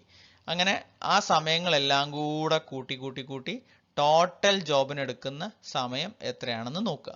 ഈ ഒരു രീതിയാണ് ടൈം സ്റ്റഡി അല്ലെങ്കിൽ വർക്ക് മെഷർമെന്റ് എന്ന് പറയുന്നത്. ശരിക്കും വർക്ക് മെഷർമെന്റിന്റെ ഒരു രീതിയാണ് എന്ത്? Time study. അടുത്ത ടോപ്പിക് ക്വാളിറ്റി കൺട്രോൾ എന്നുള്ളതാണ്. ഇതിനെ കുറിച്ചിട്ട് വിശദമായിട്ട് 3rd and 4th മൊഡ്യൂളിൽ നമ്മളത് ഡിസ്കസ് ചെയ്യുന്നുണ്ട്. പക്ഷെ ഞാൻ അതിൻ്റെ ഒരു ബേസിക് നിങ്ങളുടെ സിലബസ് പ്രകാരം ഇതിലുള്ളത് കൊണ്ട് അതിൻ്റെ ഒരു ബേസിക് ഐഡിയ മാത്രമാണ് തരുന്നത്. ഓക്കെ, അപ്പോൾ ഇതുവരെ പറഞ്ഞിട്ടുള്ള മുമ്പ് പറഞ്ഞിട്ടുള്ള ടോപ്പിക്കിൽ നിന്ന് വ്യത്യസ്തമായിട്ടുള്ള ഒരു കണ്ടന്റ് ആണ്. വർക്ക് സ്റ്റഡി എന്നുള്ള ടോപ്പിക്ക് ഇതോടുകൂടി കഴിഞ്ഞിട്ടുണ്ട്. ക്വാളിറ്റി കൺട്രോൾ എന്നുള്ള ടോപ്പിക്കിലൂടെ നമുക്ക് വരാം. What is quality control? Quality control എന്ന് പറഞ്ഞു കഴിഞ്ഞാൽ അതൊരു രീതിയാണ്. എന്ത് രീതി? വർക്കിൽ ക്വാളിറ്റി മെയിൻറ്റെയിൻ ചെയ്യുന്നുണ്ട് എന്ന് ഉറപ്പ് വരുത്തുന്ന രീതിയാണ് quality control. Quality control and quality assurance, രണ്ട് വാക്കുകളുണ്ട്, കേട്ടിട്ടുണ്ടോ? QA and QC. ചില കമ്പനികളൊക്കെ QA ആൻഡ് QC കഴിഞ്ഞ ആളുകളെ ജോലിക്ക് റിക്രൂട്ട്മെന്റ് ചെയ്യാറൊക്കെ ഉണ്ട്. നിങ്ങൾ പത്രങ്ങളിലൊക്കെ കാണാം. അതേപോലെ QA ആൻഡ് QC പിന്നെ പഠിപ്പിക്കുന്നുണ്ടെന്നൊക്കെ പറഞ്ഞിട്ട് പല പത്രപരസ്യങ്ങളും കാണാറുണ്ട്. QA and QC. ഈ QA എന്ന് പറഞ്ഞു കഴിഞ്ഞാൽ ക്വാളിറ്റി അഷുറൻസ് ആണ്. Quality assurance. ക്വാളിറ്റി അഷുറൻസും ക്വാളിറ്റി കൺട്രോളും തമ്മിൽ എന്താ വ്യത്യാസം? ഇപ്പൊ നമുക്ക് പറയാം, ക്വാളിറ്റി കൺട്രോൾ എന്ന് പറഞ്ഞു കഴിഞ്ഞാൽ നമ്മൾ ബൈക്ക് ഉപയോഗിക്കുന്ന ഒരാളാണെന്നുണ്ടെങ്കിൽ, ക്വാളിറ്റി കൺട്രോൾ എന്ന് പറഞ്ഞു കഴിഞ്ഞാൽ രാവിലെ എണീറ്റ് ബൈക്ക് ഓടിക്കുന്നതിന് മുമ്പ് അതിൻ്റെ ലൈറ്റ് വർക്കിംഗ് ആണോ, അതിൻ്റെ ബ്രേക്ക് വർക്കിംഗ് ആണോ, അതിൻ്റെ പിന്നെ ഗിയർ ബോക്സ് വർക്കിംഗ് ആണോ, അതിൻ്റെ കാര്യങ്ങളെല്ലാം സ്മൂത്ത് ആണ് എന്ന് ചെക്ക് ചെയ്യുന്ന ആ ഒരു പരിപാടിനെ നമുക്ക് ക്വാളിറ്റി കൺട്രോൾ എന്ന് പറയാം. ക്വാളിറ്റി അഷുറൻസ് എന്ന് പറഞ്ഞു കഴിഞ്ഞാൽ ബൈക്ക് വാങ്ങുന്ന സമയത്ത് തന്നെ കമ്പനി ഈ കേടുകൾ വരാതിരിക്കാനുള്ള എല്ലാ കാര്യങ്ങളും മുൻകൂട്ടി ചെയ്തു വെക്കുന്ന രീതിയാണ് ക്വാളിറ്റി അഷുറൻസ്. അപ്പോൾ ക്വാളിറ്റി അഷുറൻസ് ചെയ്താൽ എന്താണ് മെച്ചം? ആ തെറ്റുകൾ വരാനുള്ള സാധ്യത കുറവാണ്. ഇപ്പോൾ ഒരു എക്സാമ്പിൾ പറയാന്നുണ്ടെങ്കിൽ ബൈക്കിന്റെ സ്റ്റാൻഡ് തട്ടുന്ന ഒരു രീതി ഉണ്ടല്ലോ. നമ്മൾ റോട്ടിലൂടെ ആരെങ്കിലും സ്റ്റാൻഡ് ഫോൾഡ് ചെയ്യാത്ത ബൈക്ക് പോകുന്ന കണ്ടു കഴിഞ്ഞാൽ നമ്മളിങ്ങനെ സിഗ്നൽ കൊടുക്കും, അതേ സ്റ്റാൻഡ് തട്ടിയിട്ടില്ല എന്ന്. അപ്പോൾ ആ ഒരു ബൈക്ക് എടുക്കുന്ന സമയത്ത് പലരും മറന്നു പോകുന്ന ഒരു കാര്യമാണ് ബൈക്കിന്റെ സ്റ്റാൻഡ് തട്ടാൻ അല്ലെങ്കിൽ അത് ഫോൾഡ് ചെയ്യാൻ മറന്നു പോകാറുണ്ട്. അപ്പോൾ ക്വാളിറ്റി കൺട്രോൾ എന്ന് പറഞ്ഞാൽ ആ ഒരു ഡ്രൈവർ വണ്ടി എടുക്കുന്നതിന് മുമ്പ് സ്റ്റാൻഡ് തട്ടിയിട്ടുണ്ട് എന്ന് ഉറപ്പാക്കുക. ആ ഒരു ഇൻസ്പെക്ഷനെയാണ് ക്വാളിറ്റി കൺട്രോൾ എന്ന് പറയുക. ക്വാളിറ്റി അഷുറൻസ് എന്ന് പറഞ്ഞു കഴിഞ്ഞാൽ ഇപ്പോൾ പുതിയ ബൈക്കുകൾക്കെല്ലാം സ്റ്റാൻഡ് തട്ടിയിട്ടില്ലെങ്കിൽ വണ്ടി ഓൺ ആവില്ല എന്നുള്ളൊരു കാര്യമുണ്ട് അല്ലേ. ചിലപ്പോൾ സ്റ്റാൻഡ് തട്ടിയിട്ടില്ലെങ്കിൽ അലാറം വരും, ഒരു ബീപ്പ് സൗണ്ട് വരും. ചില വണ്ടികളൊന്നും, ഇപ്പോൾ പുതിയ വണ്ടികളൊന്നും സ്റ്റാൻഡ് തട്ടിയിട്ടില്ലെങ്കിൽ വണ്ടി ഓൺ ആവില്ല. വണ്ടി സ്റ്റാൻഡ് തട്ടിക്കഴിഞ്ഞാൽ മാത്രമേ വണ്ടി ഓൺ ആവുള്ളൂ. സ്റ്റാൻഡ് അതേപോലെ ഇറക്റ്റ് ചെയ്ത് കഴിഞ്ഞാൽ വണ്ടി ഓഫ് ആവുകയും ചെയ്യും. അപ്പോൾ ആ ഒരു സിറ്റുവേഷൻ അതൊരു ക്വാളിറ്റി അഷുറൻസ് ആണ്. അവിടെ നമ്മൾ മാനുവലായിട്ട് ചെക്ക് ചെയ്യാൻ മറന്നാൽ പോലും ആ ഒരു പ്രശ്നം അവിടെ ഉണ്ടാവില്ല. കാരണം അത് മുൻകൂട്ടി അഷ്യൂർ ചെയ്തിട്ടുണ്ട് അത് വരാതിരിക്കാനുള്ള കാര്യങ്ങൾ. അപ്പോൾ തെറ്റ് വരാതെ നോക്കുന്നതാണ് ക്വാളിറ്റി അഷ്യൂറൻസ്. തെറ്റ് വന്നിട്ടുണ്ടോ എന്ന് ചെക്ക് ചെയ്യുന്നതാണ് ക്വാളിറ്റി കൺട്രോൾ. അപ്പോൾ ഇനി ക്വാളിറ്റി കൺട്രോൾ എന്താണെന്ന് നമുക്ക് നോക്കാം. It is the process of reviewing the quality of all factors involved in the construction. കൺസ്ട്രക്ഷനിൽ നടക്കുന്ന ഓരോ പ്രോസസ്സിന്റെയും ക്വാളിറ്റി പോയിട്ട് നമ്മൾ ചെക്ക് ചെയ്യുന്നതിനെയാണ് ക്വാളിറ്റി കൺട്രോൾ എന്ന് പറയുന്നത്. So it is a part of quality management focused on fulfilling the quality requirements. നമ്മളൊരു construction project നടക്കുമ്പോൾ അതിനൊരു quality requirements ഉണ്ട്. ഇങ്ങനെയൊക്കെ ആവണം, അതിൽ നിന്ന് വ്യത്യാസം വരാൻ പാടില്ല, ഇത്ര ക്വാളിറ്റി ഉള്ള വർക്ക് ആയിരിക്കണം. അപ്പോൾ ഈ സംഭവം ക്വാളിറ്റി റിക്വയർമെന്റ്സ് എല്ലാം ഫുൾഫിൽ ചെയ്യുന്നുണ്ട്. ഫുൾഫിൽ ചെയ്യാന്ന് പറഞ്ഞു കഴിഞ്ഞാൽ പൂർത്തീകരിക്കുന്നുണ്ട് എന്ന് ഉറപ്പ് വരുത്താൻ വേണ്ടി നമ്മൾ ചെയ്യുന്ന ഒരു സംഭവമാണ് എന്ത്? Quality management. അപ്പോൾ ഈ സൈറ്റിൽ പോയിട്ട് മിന്നൽ പരിശോധനകളൊക്കെ നടത്തുന്നത് എന്തിന്റെ ഭാഗമാണ്? അത് ഈ ക്വാളിറ്റി കൺട്രോളിന്റെ ഭാഗമാണ്. ഓക്കെ, അപ്പോൾ പെട്ടെന്ന് ഒരാളൊക്കെ ഇൻസ്പെക്ഷൻ ചെയ്യാൻ വരുന്നത് ക്വാളിറ്റി കൺട്രോളിന്റെ ഭാഗമാണ്. നിങ്ങളുടെ അസൈൻമെന്റ് ബുക്കും സെമിനാറും എല്ലാം പരിശോധിക്കുന്നത് ക്വാളിറ്റി കൺട്രോളിന്റെ ഭാഗമാണ്. പക്ഷേ അസൈൻമെന്റ് എഴുതാത്ത ക്ലാസ് കയറ്റൂല എന്ന് പറയുന്നത് നമുക്ക് ക്വാളിറ്റി അഷ്വറൻസ് ആയിട്ട് പറയാൻ പറ്റും വേണമെങ്കിൽ. Okay, and QC requires the project manager to inspect the accomplished work to inspect its alignment with the scope of the project. പ്രോജക്റ്റിന്റെ സ്കോപ്പുമായി, പ്രോജക്റ്റിന് ഒരു പ്രതീക്ഷയും കാര്യങ്ങളും ഉണ്ടല്ലോ, പ്രോജക്റ്റ് എങ്ങനെ മുന്നോട്ട് പോകുന്നു അല്ലെങ്കിൽ പ്രോജക്റ്റ് എങ്ങനെയാവണം എന്നതിൽ നിന്നും എന്തെങ്കിലും തെറ്റുകൾ വരുത്തിയിട്ടുണ്ടോ, അതല്ലെങ്കിൽ അതിൽ നിന്ന് എന്തെങ്കിലും ഡീവിയേഷൻസ് വരുത്തിയിട്ടുണ്ടോ ഈ വർക്കിൽ എന്ന് ഇൻസ്പെക്ട് ചെയ്യാൻ വേണ്ടി പ്രോജക്റ്റ് മാനേജർ ക്വാളിറ്റി കൺട്രോൾ ചെയ്യൽ നിർബന്ധമാണ്. ഇപ്പോൾ ക്വാളിറ്റി കൺട്രോളിന്റെ ഭാഗമായിട്ട് നമ്മുടെ കൺസ്ട്രക്ഷൻ സൈറ്റിൽ നടക്കുന്ന ഒരു സംഭവമാണ് എന്ത്? രാവിലെ വരും, കോൺക്രീറ്റിംഗ് ആണെങ്കിൽ അതിന്റെ ക്വാളിറ്റി കൺട്രോൾ ടീം വന്നിട്ട് അവിടുത്തെ മെഷർമെന്റ്സ് എല്ലാം പെർഫെക്റ്റ് ആണെന്ന് ചെക്ക് ചെയ്യും. അവിടെ ആവശ്യത്തിന് സ്റ്റീൽ ഇട്ടിട്ടുണ്ടോ എന്ന് ചെക്ക് ചെയ്യും. കോൺക്രീറ്റ് ഇടുന്ന സമയത്ത് കോൺക്രീറ്റിൽ നിന്നും 6 കോൺക്രീറ്റ് ക്യൂബുകൾ പ്രിപ്പയർ ചെയ്ത് വെക്കും. അവയെ 28ാമത്തെ ദിവസം 7ാമത്തെ ദിവസം കംപ്രസീവ് സ്ട്രെങ്ത്തിന് വിധേയമാക്കും. എന്നിട്ട് കോൺക്രീറ്റ് കുഴപ്പമില്ലാത്തതാണെന്ന് ഉറപ്പുവരുത്തും. കോൺക്രീറ്റിൽ ഉപയോഗിക്കുന്ന ഓരോ മെറ്റീരിയൽസിന്റെയും ക്വാളിറ്റി ചെക്ക് ചെയ്യും. അവയുടെ മോയ്സ്ചർ കണ്ടന്റും അവയിൽ ഉപയോഗിക്കുന്ന അഡ്മിക്ചേഴ്സിന്റെ ക്വാണ്ടിറ്റിയും ഒക്കെ ഈ ഒരു ക്വാളിറ്റി കൺട്രോൾ ടീം വെരിഫൈ ചെയ്യണം. ഇങ്ങനെയൊക്കെ ചെയ്താൽ എന്താണ് മെച്ചം? ഒരിക്കലും അവിടെ ഒരു മായമോ അവിടെ ഒരു മാനിപ്പുലേഷനോ എററോ വരാനുള്ള സാധ്യതയില്ല. അപ്പോൾ ഈ ക്വാളിറ്റി കൺട്രോളിന്റെ ഉദ്ദേശം എന്താണ്? സ്റ്റാൻഡേർഡ്സിൽ നിന്നും സ്പെസിഫിക്കേഷനിൽ നിന്നും പ്ലാനിൽ നിന്നും ഒന്നും തെറ്റ് വരാതെ നമ്മൾ ഉദ്ദേശിച്ച രീതിയിൽ വർക്ക് കംപ്ലീറ്റ് ചെയ്യുക എന്നുള്ളതാണ് ക്വാളിറ്റി കൺട്രോളിന്റെ ഉദ്ദേശം. Okay, in practice the projects have dedicated quality control team to focus on this area. എല്ലാ കൺസ്ട്രക്ഷൻ വലിയ കമ്പനികളിലെല്ലാം ഒരു ക്വാളിറ്റി കൺട്രോൾ ടീം ഉണ്ടാവും. എന്തിന്? ക്വാളിറ്റിയിൽ യാതൊരു കോംപ്രമൈസും വരാതെയാണ് അവരുടെ പ്രോജക്റ്റ് മുന്നോട്ട് പോകുന്നത് എന്ന് ഉറപ്പുവരുത്താൻ വേണ്ടിയിട്ട് ഒരു ഡെഡിക്കേറ്റഡ് ക്വാളിറ്റി കൺട്രോൾ ടീം ഈ കമ്പനികളിലെല്ലാം ഉണ്ടാവും. നമ്മുടെ ഗവൺമെന്റ് പ്രോജക്റ്റുകളിൽ ഈ ക്വാളിറ്റി കൺട്രോൾ ടീമിന്റെ എഫിഷ്യൻസി കുറവാണ് പലപ്പോഴും നമ്മുടെ പല ഗവൺമെന്റ് പ്രോജക്റ്റുകളും തകരാനുള്ള കാരണം. ഒരു എക്സാമ്പിൾ ആണ് നമ്മുടെ പാലാരിവട്ടം ബ്രിഡ്ജ്. പാലാരിവട്ടം ബ്രിഡ്ജിൽ ആവശ്യത്തിന് സിമെന്റോ ആവശ്യത്തിന് സ്റ്റീലോ പ്രൊവൈഡ് ചെയ്യാത്തത് കൊണ്ടാണ് അതിന്റെ ലൈഫ് തുടങ്ങിയ സമയത്ത് തന്നെ അതിന് അലവബിൾ ഡിഫ്ലക്ഷനൊക്കെയായി മുകളിലോട്ട് അതിന്റെ ഡിഫ്ലക്ഷൻ പോയതും ഇനി ഉപയോഗിക്കാൻ പറ്റാത്ത രീതിയിലോട്ട് അല്ലെങ്കിൽ ഹെവി ലോഡ് ബെയർ ചെയ്യാൻ കപ്പാസിറ്റി ഇല്ലാത്തൊരവസ്ഥയിലോട്ട് ആ ഒരു പെർട്ടിക്കുലർ ബ്രിഡ്ജ് ആയി തീരാൻ കാരണം. അപ്പോൾ അത് ക്വാളിറ്റി കൺട്രോൾ ടീമിന്റെ പരാജയമാണ്. അതിൽ കുറേ രാഷ്ട്രീയവും കുറേ അഴിമതികളും എല്ലാം സംഭവിക്കുന്നുണ്ട്. ബട്ട് നമുക്കും ക്വാളിറ്റി കൺട്രോൾ ടീമുണ്ട്. ക്വാളിറ്റി കൺട്രോൾ ടീമിൽ നമ്മൾക്ക് എന്തെങ്കിലും ജോലി കിട്ടുന്ന സമയത്ത് നമ്മൾ എഫിഷ്യൻ്റ് ആയിരിക്കും എന്ന് ഉറപ്പുവരുത്തുക. What is specification? സ്പെസിഫിക്കേഷൻ എന്ന് പറഞ്ഞാൽ എന്താണ്? സ്പെക്സ് എന്ന് കേട്ടിട്ടില്ലേ? സ്പെക്സ് എന്ന് പറഞ്ഞാൽ സ്പെക്ടക്കിൾസിന്റെ സ്പെക്സ് അല്ല. നമ്മളൊരു ഫോൺ എടുക്കുന്ന സമയത്ത് നമ്മൾ പറയും അതിൻ്റെ സ്പെക്സ് ഇതാണ്. അതിന് 2GB റാം അല്ലെങ്കിൽ 4GB റാം ഉണ്ട്, 128GB സ്പേസ് ഉണ്ട്, പിന്നെ സ്റ്റോറേജ് ഉണ്ട്, പിന്നെ അതിൻ്റെ പ്രോസസ്സർ ഇതാണ്, പിന്നെ അതിലുപയോഗിച്ച റാം ഈ കമ്പനിയുടേതാണ്, അതിന് പുറമെ അതിലൊരു ഗ്രാഫിക്സ് അഡീഷണൽ ഓപ്ഷൻസ് ഉണ്ട്, പിന്നെ അതിൻ്റെ സൗണ്ട് ക്വാളിറ്റി എങ്ങനെയാണ്, അതിൻ്റെ ഓഡിയോ ജാക്ക് എങ്ങനെയാണ്, ഇതൊക്കെ അതിൻ്റെ എന്താ പറയുക പോരിശകളാണ് അല്ലേ, അതിൻ്റെ എന്താ പറയുക ഫീച്ചേഴ്സാണ് അല്ലേ. സ്പെക്സ് എന്ന് പറഞ്ഞാൽ അപ്പോൾ എന്താണ്? ആ ഫോണിൻ്റെ ക്വാളിറ്റീസ് ഇങ്ങനെയാണ് എന്ന് നമ്മൾ അത് വായിച്ചാൽ, ആ സ്പെസിഫിക്കേഷൻസ് വായിച്ചാൽ നമുക്ക് മനസ്സിലാവും അല്ലേ?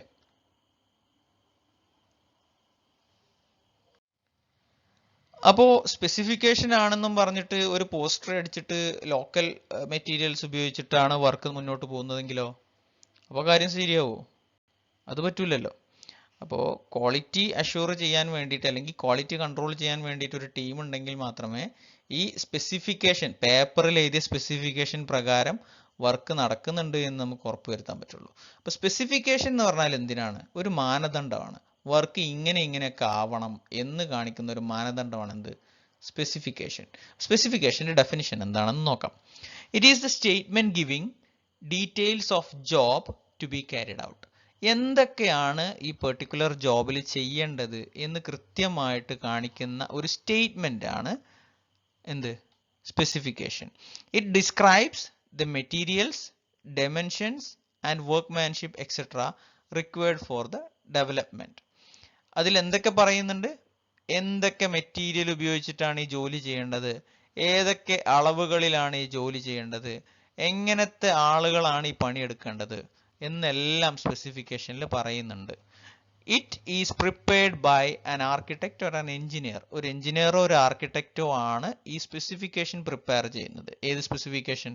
ഇപ്പോൾ ഒരു വീടിൻ്റെ വർക്കാണെന്നുണ്ടെങ്കിൽ ആ വീടിൻ്റെ പിന്നെ സിറ്റ് ഔട്ടിലുള്ള ഒരു എന്താ പറയുക, ഒരു വാള് നമുക്കെല്ലാവർക്കും ഇരിക്കാൻ പറ്റുന്ന രീതിയിലുള്ള ഒരു ഗ്രാനൈറ്റ് ഫ്ലോർ ഉണ്ടാക്കുന്നുണ്ടെങ്കിൽ അതെങ്ങനെയാവണം, അത് ഏത് മെറ്റീരിയൽ കൊണ്ടുണ്ടാക്കണം, ഏത് ക്വാളിറ്റി ഫിനിഷ് വേണം, ലെതർ ഫിനിഷ് വേണോ, ഗ്ലോസി അല്ലെങ്കിൽ മാറ്റ് ഫിനിഷ് ആണോ വേണ്ടത്, അങ്ങനെ ഏത് ഫിനിഷ് വേണം, അതിന് ഏത് മെറ്റീരിയൽ യൂസ് ചെയ്യണം, എങ്ങനത്തെ ജോലിക്കാരനായിരിക്കണം ആ പണിയെടുക്കേണ്ടത് എന്നുള്ള കാര്യങ്ങളെല്ലാം റെക്കോർഡ് ചെയ്ത് എഴുതി ഒരു പുസ്തകത്തിലാക്കിയിട്ടുണ്ടാവും. അപ്പോൾ ഈ പണിയെടുക്കുന്ന ആൾ ഇത് വായിച്ചാൽ മനസ്സിലാവും എന്തൊക്കെയാണ് അവിടെ ചെയ്യേണ്ടതെന്ന്.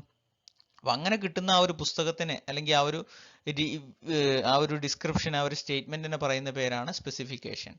It does not include information regarding cost, quantity, drawing. അപ്പോൾ അതിൽ സ്പെസിഫിക്കേഷനിൽ എന്തുണ്ടാവില്ല? ചെലവ് എത്ര അല്ലെങ്കിൽ എത്ര അളവ് അതുണ്ടാവില്ല. അതായത് ഇത്ര m³ ഓഫ് കോൺക്രീറ്റ് ചെയ്യണം അല്ലെങ്കിൽ ഇത്ര രൂപക്ക് പണിയെടുക്കണം, അതൊന്നും അതിലുണ്ടാവില്ല. പകരം ആ കോൺക്രീറ്റ് ചെയ്യുന്ന സമയത്ത് ഏത് തരം മെറ്റൽ ഉപയോഗിക്കണം, ഏത് മിക്സിൽ മിക്സ് ചെയ്യണം, വെള്ളം എത്ര ആഡ് ചെയ്യണം, എത്ര മിനിറ്റ് ഇത് മോട്ടറിൽ മിക്സ് ചെയ്യണം, ഇത് എത്ര ഹൈറ്റിൽ നിന്ന് പ്ലേസ് ചെയ്യണം, ഈ നീഡിൽ വൈബ്രേറ്റർ ഉപയോഗിക്കണമോ, അതല്ലെങ്കിൽ ഇത്ര കവർ പ്രൊവൈഡ് ചെയ്യണം, അങ്ങനെ ആ വർക്കുമായി അസോസിയേറ്റ് ചെയ്തിട്ടുള്ള എല്ലാ ഡീറ്റെയിൽസും എന്തിലുണ്ടാവും? സ്പെസിഫിക്കേഷൻ ഉണ്ടാവും. പക്ഷെ അതിൽ എത്ര രൂപക്ക് പണിയെടുക്കണമെന്നോ അതല്ലെങ്കിൽ ഇത്രത്തോളം m³ 10 നില കെട്ടിടം പണിയെടുക്കണമെന്നോ അങ്ങനത്തെ കാര്യങ്ങളൊന്നും അതിലുണ്ടാവില്ല. Okay, the specification along with the detailed drawings completely define the structure and furnish full details technically and physically. അപ്പോൾ ഒരാളുടെ കയ്യിൽ അല്ലെങ്കിൽ ഒരു കോൺട്രാക്ടറുടെ കയ്യിൽ ഈ സ്പെസിഫിക്കേഷനും അവയുടെ ഡ്രോയിങ്ങും കിട്ടിക്കഴിഞ്ഞാൽ എന്തൊക്കെ എങ്ങനെയൊക്കെ ചെയ്യണം എന്ന് അയാൾക്ക് കൃത്യമായിട്ട് മനസ്സിലാവും. അപ്പോൾ ഡ്രോയിങ്ങിൽ ഉണ്ടാവും എന്ത്? ഇത്ര ഏരിയ കോൺക്രീറ്റ് ചെയ്യാനുണ്ട്, ഇത്ര തിക്നെസ്സിൽ കോൺക്രീറ്റ് ചെയ്യാനുണ്ട്. സ്പെസിഫിക്കേഷനിൽ എന്തുണ്ടാവും? എങ്ങനെ കോൺക്രീറ്റ് ചെയ്യണം, എന്തൊക്കെ സാധനങ്ങൾ അതിൽ ഉപയോഗിക്കണം. ഇത് രണ്ടും കൂടി കിട്ടിക്കഴിഞ്ഞാൽ അയാൾക്ക് മനസ്സിലാക്കാൻ പറ്റും, കോൺട്രാക്ടർക്ക് മനസ്സിലാക്കാൻ പറ്റും ഈ പണി അയാളെ കൊണ്ട് നടക്കുമോ ഇല്ലേ, അല്ലെങ്കിൽ ഇത്ര രൂപയ്ക്ക് ഈ വർക്ക് ചെയ്ത് തീർക്കാൻ പറ്റുമോ ഇല്ലേ എന്ന് അയാൾക്ക് മനസ്സിലാക്കാൻ പറ്റും. സ്പെസിഫിക്കേഷന്റെ ഉദ്ദേശങ്ങൾ എന്ത്? Clearly illustrates the quality of material, workmanship, method of working etcetera and it enables a contract to quote correct rates. ഈ സ്പെസിഫിക്കേഷനിൽ ഏതൊക്കെ മെറ്റീരിയൽ ഉപയോഗിക്കണമെന്നും ഏതൊക്കെ വർക്ക്മാൻഷിപ്പ് വേണമെന്നും ഏത് രീതിയിൽ പണിയെടുക്കണമെന്നൊക്കെ കൃത്യമായിട്ട് കാണിച്ചിട്ടുണ്ടാവും. അപ്പോൾ ഇത് കണ്ട് ഇത് വായിച്ചു കഴിഞ്ഞാൽ ഒരു കോൺട്രാക്ടർക്ക് മനസ്സിലാവും അത് അയാളെ കയ്യിൽ ഒതുങ്ങുന്ന പണിയാണോ, അതല്ലെങ്കിൽ എത്ര രൂപയ്ക്ക് അയാൾക്ക് പണി ചെയ്ത് തീർക്കാൻ പറ്റുമെന്ന് കൃത്യമായിട്ട് അയാൾക്ക് മനസ്സിലാവും. അപ്പോൾ കോൺട്രാക്ടർ സ്പെസിഫിക്കേഷൻ വായിച്ചാൽ കറക്റ്റ് റേറ്റിന് അയാൾക്ക് കോട്ട് ചെയ്യാൻ പറ്റും, അല്ലെങ്കിൽ ഇത്ര രൂപയ്ക്ക് എന്നെ കൊണ്ട് ഈ പണി നടക്കുകയുള്ളൂ എന്ന് അയാൾക്ക് തീരുമാനിക്കാനും ആ പൈസയ്ക്ക് ടെൻഡർ കൊടുക്കാനും അയാൾക്ക് സാധിക്കും. It acts as a guide to the contractors and supervisors during the execution of work. Work മുന്നോട്ട് പോകുന്ന സമയത്ത് കോൺട്രാക്ടർമാർക്കും സൂപ്പർവൈസർമാർക്കും ഈ പണിയുമായി ബന്ധപ്പെട്ട് എന്തെങ്കിലും സംശയം വന്നു കഴിഞ്ഞാൽ അവർക്ക് എടുത്തു നോക്കാൻ പറ്റുന്ന ഒരു റെഫറൻസ് ആയിട്ട് ഈ സ്പെസിഫിക്കേഷൻസിനെ നമുക്ക് ഉപയോഗിക്കാൻ പറ്റും. And it protects the owner's interest and helps the quality control.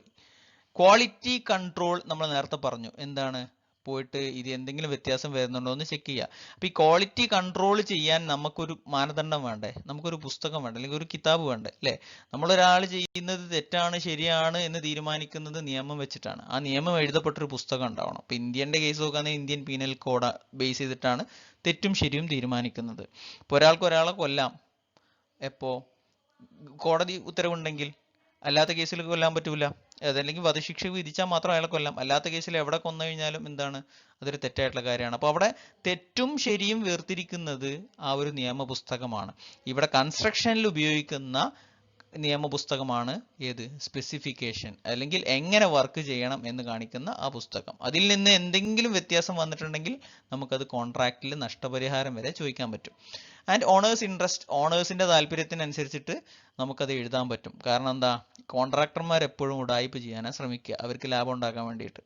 ആ സമയത്ത് കോൺട്രാക്ടറുടെ ഇൻട്രസ്റ്റുമായി മുന്നോട്ട് പോകണമെങ്കിൽ കോൺട്രാക്ടർക്ക് ഈ സ്പെസിഫിക്കേഷൻ ബുക്ക് മുന്നിൽ വെച്ചിട്ട് പറയാം, you are not doing the work as per the specification, so I can make a big penalty on you, അങ്ങനെ പറയാമല്ലോ. And it helps in arranging fund and thus completion within the schedule time.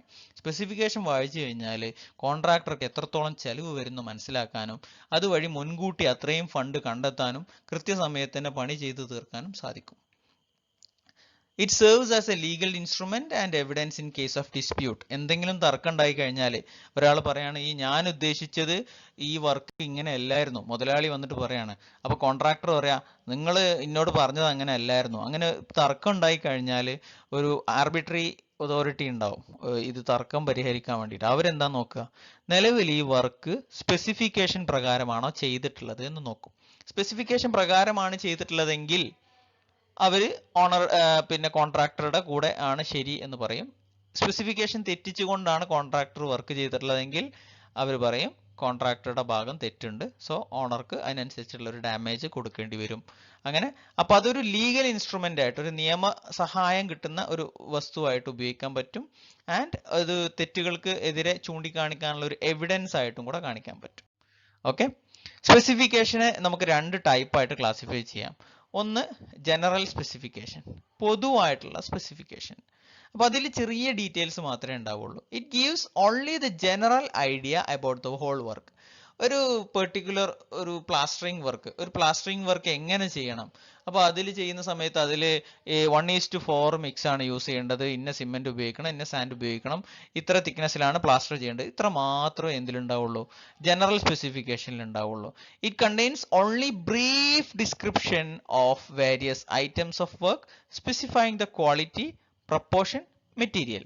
ഏത് material ഉപയോഗിക്കണം, ഏത് അനുപാതത്തിൽ ഉപയോഗിക്കണം, ഏത് ക്വാളിറ്റിയുള്ള material ആയിരിക്കണം, അങ്ങനെ കുഞ്ഞു കുഞ്ഞു കാര്യങ്ങൾ മാത്രമേ സ്പെസിഫിക്കേഷനിൽ, ജനറൽ സ്പെസിഫിക്കേഷനിൽ ഉണ്ടാവുള്ളൂ.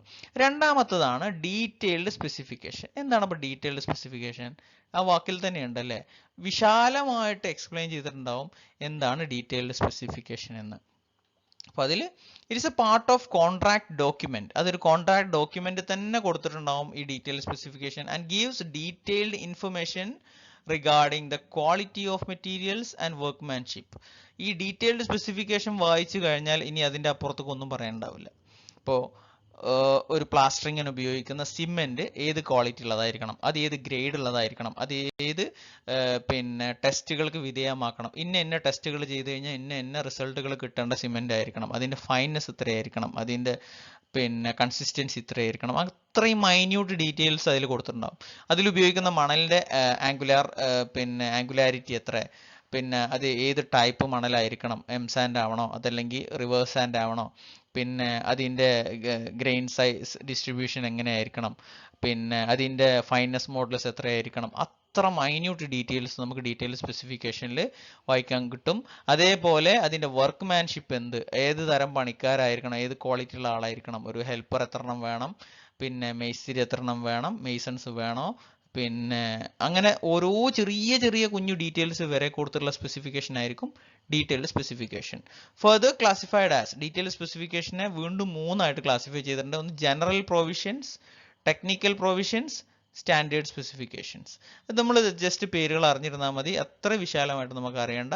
ക്വാണ്ടിറ്റി സർവേ 2 എന്നുള്ള സബ്ജക്റ്റിൽ നിങ്ങൾക്ക് ഇതിനെക്കുറിച്ച് കൂടുതലായിട്ടുള്ള ഓരോ പിന്നെ ജോബിൻ്റെയും ഇപ്പോൾ എർത്ത് വർക്ക് എക്സ്കവേഷൻ ആണെന്നുണ്ടെങ്കിൽ അതിൻ്റെ സ്പെസിഫിക്കേഷൻ പഠിക്കാനുണ്ട്. കോൺക്രീറ്റിംഗ് RCCൻ്റെ കോൺക്രീറ്റിംഗ് ആണെന്നുണ്ടെങ്കിൽ അതിൻ്റെ സ്പെസിഫിക്കേഷൻ പഠിക്കാനുണ്ട്. അതായത് ഡീറ്റെയിൽഡ് സ്പെസിഫിക്കേഷനിൽ എന്തൊക്കെയാണ് പരാമർശിക്കുന്നത് എന്ന് പറയാനുണ്ട്. എത്രത്തോളം എന്ന് പറഞ്ഞു കഴിഞ്ഞാൽ കോൺക്രീറ്റ് എങ്ങനെ കുഴക്കുന്നു, എങ്ങനെ ഇടുന്നു, എങ്ങനെ മിക്സ് ആക്കുന്നു, എത്ര സമയം കയ്യിൽ വെക്കുന്നു, അത്ര മൈന്യൂട്ട് ഡീറ്റെയിൽസ് വരെ ഡീറ്റെയിൽ സ്പെസിഫിക്കേഷനിൽ പഠിക്കാനുണ്ട്. അപ്പോൾ അതിൽ 3 കാര്യങ്ങളാണ്: ജനറൽ പ്രൊവിഷൻസ് എന്തൊക്കെയെന്ന്, പിന്നെ ടെക്നിക്കൽ പ്രൊവിഷൻസ് എന്തൊക്കെയെന്നും, സ്റ്റാൻഡേർഡ് സ്പെസിഫിക്കേഷൻസ് എന്തൊക്കെയാണെന്നൊക്കെയാണ് അതിൽ ഡീറ്റെയിൽഡിൽ പറയുന്നത്. So what is mean by enforcement of specification? Enforcement എന്ന് പറഞ്ഞ വാക്കിന് അർത്ഥം എന്താ? നടപ്പിലാക്കുക, അല്ലെങ്കിൽ നിയമപരമായിട്ട് അത് എൻഫോഴ്സ് ചെയ്യുക, നടപ്പിലാക്കുക എന്നുള്ളതാണ് അതിൻ്റെ ഒരു വാക്ക്. എൻഫോഴ്സ്മെന്റ് എന്ന് പറയുമ്പോൾ പിന്നെ മൊബൈൽ എൻഫോഴ്സ്മെന്റ് എന്നൊക്കെ കേട്ടിട്ടില്ലേ? അപ്പോൾ അവിടെ പിന്നാലെ വന്ന് കാര്യങ്ങൾ നടപ്പിലാക്കുന്ന, നിയമം നടപ്പിലാക്കുന്ന ആ ഒരു രീതി. അപ്പോൾ സ്പെസിഫിക്കേഷൻ എന്ന് പറഞ്ഞാൽ എന്താണ്? എങ്ങനെ ചെയ്യണം എന്നുള്ള രേഖപ്പെടുത്തുന്ന പുസ്തകമാണ് സ്പെസിഫിക്കേഷൻ. അപ്പോൾ അത് എൻഫോഴ്സ് ചെയ്യാന്ന് പറഞ്ഞു കഴിഞ്ഞാൽ ആ സ്പെസിഫിക്കേഷൻ പ്രകാരം പണി നടക്കുന്നുണ്ട് എന്ന് ഉറപ്പുവരുത്തുക. അതിനെയാണ് എൻഫോഴ്സ്മെന്റ് ഓഫ് സ്പെസിഫിക്കേഷൻ എന്ന് പറയുന്നത്. ഈ സ്പെസിഫിക്കേഷൻ ഉണ്ടാക്കി വെച്ചാൽ പോരാ, ക്വാളിറ്റി കൺട്രോളിന്റെ ഭാഗമായിട്ട് അത് എൻഫോഴ്സ് ചെയ്യാൻ വേണം. അപ്പോൾ it is the method of strictly following the specification while executing the construction work so as to verify the quality of materials, skill levels of manpower, etc. are up to the specification or as prescribed in the specification. അപ്പോൾ work execute ചെയ്യുന്ന സമയത്ത് സ്പെസിഫിക്കേഷനിൽ പറഞ്ഞ പോലെ തന്നെ എല്ലാ കാര്യങ്ങളും ഉണ്ട് എന്ന് ഉറപ്പുവെക്കുന്നതിനെയാണ് എൻഫോഴ്സ്മെന്റ് ഓഫ് സ്പെസിഫിക്കേഷൻ എന്ന് പറയുന്നത്. എന്തിനാണത്? മെറ്റീരിയലിന്റെ ക്വാളിറ്റി വെരിഫൈ ചെയ്യാനും അതിൽ വർക്ക് ചെയ്യുന്ന ആളുകളുടെ സ്കിൽ ലെവൽ ഉറപ്പുവരുത്താനൊക്കെ വേണ്ടിയിട്ടാണ്. Enforcing the specification is A vital part of quality management in the construction. Enforcement of specification വളരെ നിർബന്ധമാണ്. എന്തിന്? ക്വാളിറ്റി ഉറപ്പുവരുത്താനും ക്വാളിറ്റി മെയിൻറ്റെയിൻ ചെയ്യാനൊക്കെ വേണ്ടിയിട്ട്. അടുത്തതായിട്ട് ഇൻസ്പെക്ഷൻ എന്നുള്ള ടേമാണ് പരിചയപ്പെടാൻ പോകുന്നത്. ഇൻസ്പെക്ഷൻ എന്ന് പറഞ്ഞാൽ നിങ്ങൾക്ക് എല്ലാവർക്കും അറിയാവുന്ന ഒരു ടേം ആയിരിക്കും. എന്താണ് ഇൻസ്പെക്ഷൻ? പരിശോധന നടത്തുക എന്നുള്ളതാണ് inspection. It is an art of comparing the materials, performances or the products with a laid down standard. ഒരു പുസ്തകത്തിൽ പറഞ്ഞിട്ടുള്ള കുറച്ച് സ്റ്റാൻഡേർഡുകൾ ഉണ്ട് അല്ലേ? നമ്മൾ ഇന്ത്യൻ കോഡ് ഉണ്ട്, IS കോഡ് ഉണ്ട്, ഇന്ത്യൻ സ്റ്റാൻഡേർഡ് കോഡ്. ആ കോഡിൽ പറഞ്ഞ പ്രകാരം തന്നെയുള്ള മെറ്റീരിയൽ ആണോ യൂസ് ചെയ്യുന്നത്? അതിലുള്ള പെർഫോമൻസ് നിങ്ങൾക്ക് കൺസ്ട്രക്ഷൻ സൈറ്റിൽ കാണാൻ സാധിക്കുന്നുണ്ടോ? അതല്ലെങ്കിൽ ആ ഒരു പ്രോഡക്റ്റിന്റെ ക്വാളിറ്റി മെയിൻറ്റെയിൻ ചെയ്യാൻ സാധിക്കുന്നുണ്ടോ എന്നൊക്കെ കമ്പയർ ചെയ്യുന്ന രീതിയാണ് എന്ത്? ഇൻസ്പെക്ഷൻ. അപ്പോൾ സൈറ്റിൽ പോകുന്നു, അവിടെ നടക്കുന്ന ഓരോ പ്രവൃത്തിയെയും അതിൽ ഉപയോഗിക്കുന്ന പ്രോഡക്റ്റുകളെയും മെറ്റീരിയലുകളെയും എല്ലാം പരിശോധിച്ച് അവ സ്റ്റാൻഡേർഡുകൾക്ക് ഒത്തിട്ടുള്ള സാധനങ്ങൾ തന്നെയാണ്, അല്ലെങ്കിൽ സ്റ്റാൻഡേർഡിനോട്ട് മാച്ച് ചെയ്യുന്ന സാധനങ്ങൾ തന്നെയാണ് എന്ന് ഉറപ്പുവരുത്തുന്നതിനെയാണ് ഇൻസ്പെക്ഷൻ എന്ന് പറയുന്നത്. The standards prescribes the limits of permissible variability, while inspection helps to find whether the quality parameters have fallen below the acceptable limit either through observation or testing. ഇൻസ്പെക്ഷനിൽ ചെയ്യുന്ന പ്രധാനപ്പെട്ട കാര്യം എന്താണെന്ന് വെച്ച് കഴിഞ്ഞാൽ ഈ സ്റ്റാൻഡേർഡുമായിട്ട് താരതമ്യം ചെയ്ത് നോക്കുന്നു എന്നാണല്ലോ പറഞ്ഞത്. ഈ സ്റ്റാൻഡേർഡ് എന്തിനു വേണ്ടിയിട്ടാണ് ഉപയോഗിക്കുന്നത്? ലിമിറ്റ്സ് ഓഫ് പെർമിസിബിൾ വേരിയബിലിറ്റി കാണാൻ വേണ്ടിയിട്ടാണ്. What is mean by limits of permissible variability? എത്രത്തോളം വ്യതിയാനം അലൗഡ് ആണ്. ലിമിറ്റ് എന്ന് പറഞ്ഞു കഴിഞ്ഞാൽ അതിൻ്റെ പിന്നെ ലിമിറ്റ്, അതിൻ്റെ എൻഡ്, അല്ലെങ്കിൽ അത് മാക്സിമം എത്രത്തോളം എന്നുള്ള ആ ഒരു ഇത്.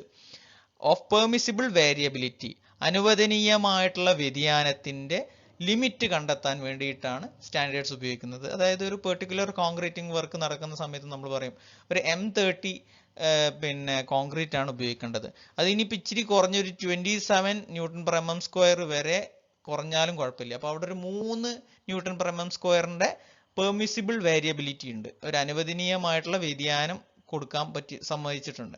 അപ്പോൾ ആ ഒരു അനുവദനീയമായ വ്യതിയാനത്തിനകത്ത് തന്നെയാണ് സ്റ്റാൻഡേർഡ്സിനോട് താരതമ്യം ചെയ്തിട്ട് വർക്ക് മുന്നോട്ട് പോകുന്നത് എന്ന് ഉറപ്പുവരുത്തലാണ് ഇൻസ്പെക്ഷന്റെ ഉദ്ദേശം.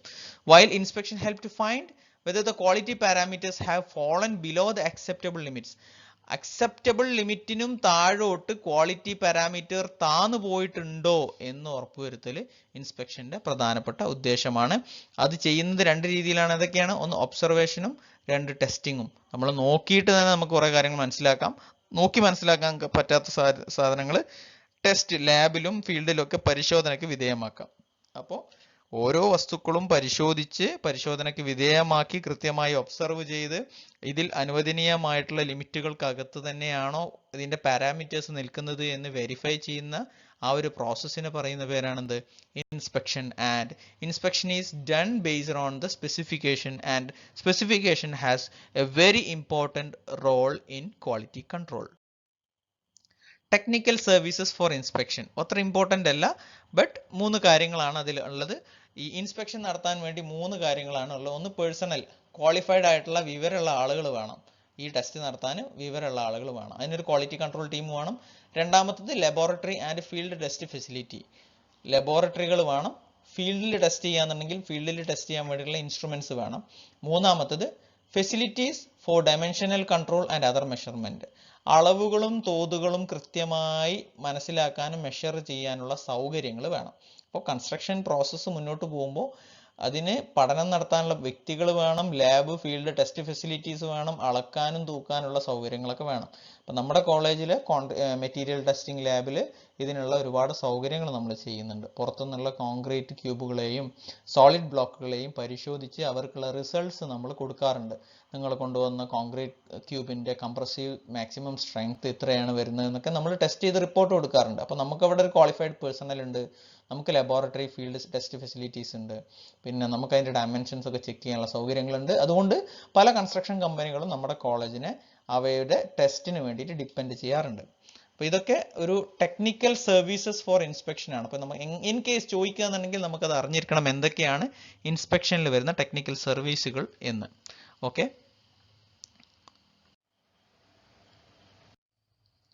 And finally supervision. What is mean by supervision? Supervision എന്ന് പറഞ്ഞു കഴിഞ്ഞാൽ ഇൻസ്പെക്ഷനിൽ നിന്ന് വ്യത്യാസമുണ്ട് അല്ലേ? ഒരു മേൽനോട്ടം എന്ന് പറയുന്നതും ഇൻസ്പെക്ഷൻ എന്ന് പറയുന്നതും രണ്ടും രണ്ട് കാര്യങ്ങളാണ്. മേൽനോട്ടം എന്ന് പറഞ്ഞാൽ എന്താ? കണ്ടിന്യൂസ് ആയിട്ട് ഒരു വർക്കിനെ പിന്നാലെ നടന്ന് കൺട്രോൾ ചെയ്യുന്ന രീതിയാണ് സൂപ്പർവിഷൻ. ഒരു supervisor is essential for managing the work in the site അല്ലേ? സൈറ്റിൽ കൺസ്ട്രക്ഷൻ വർക്ക് പ്രോപ്പറായിട്ട് മുന്നോട്ട് പോകണമെങ്കിൽ ഒരു സൂപ്പർവൈസർ എസെൻഷ്യൽ ആണ്. അതർവൈസ് ഈ പ്രോജക്റ്റിന്റെ ആ ഒരു മൂവ്മെന്റ് നമ്മൾ ഉദ്ദേശിച്ച സ്കോപ്പിൽ നിന്നും ഒരുപാട് വ്യത്യാസം വരാൻ സാധ്യതയുണ്ട്. സോ എ സൈറ്റ് സൂപ്പർവൈസർ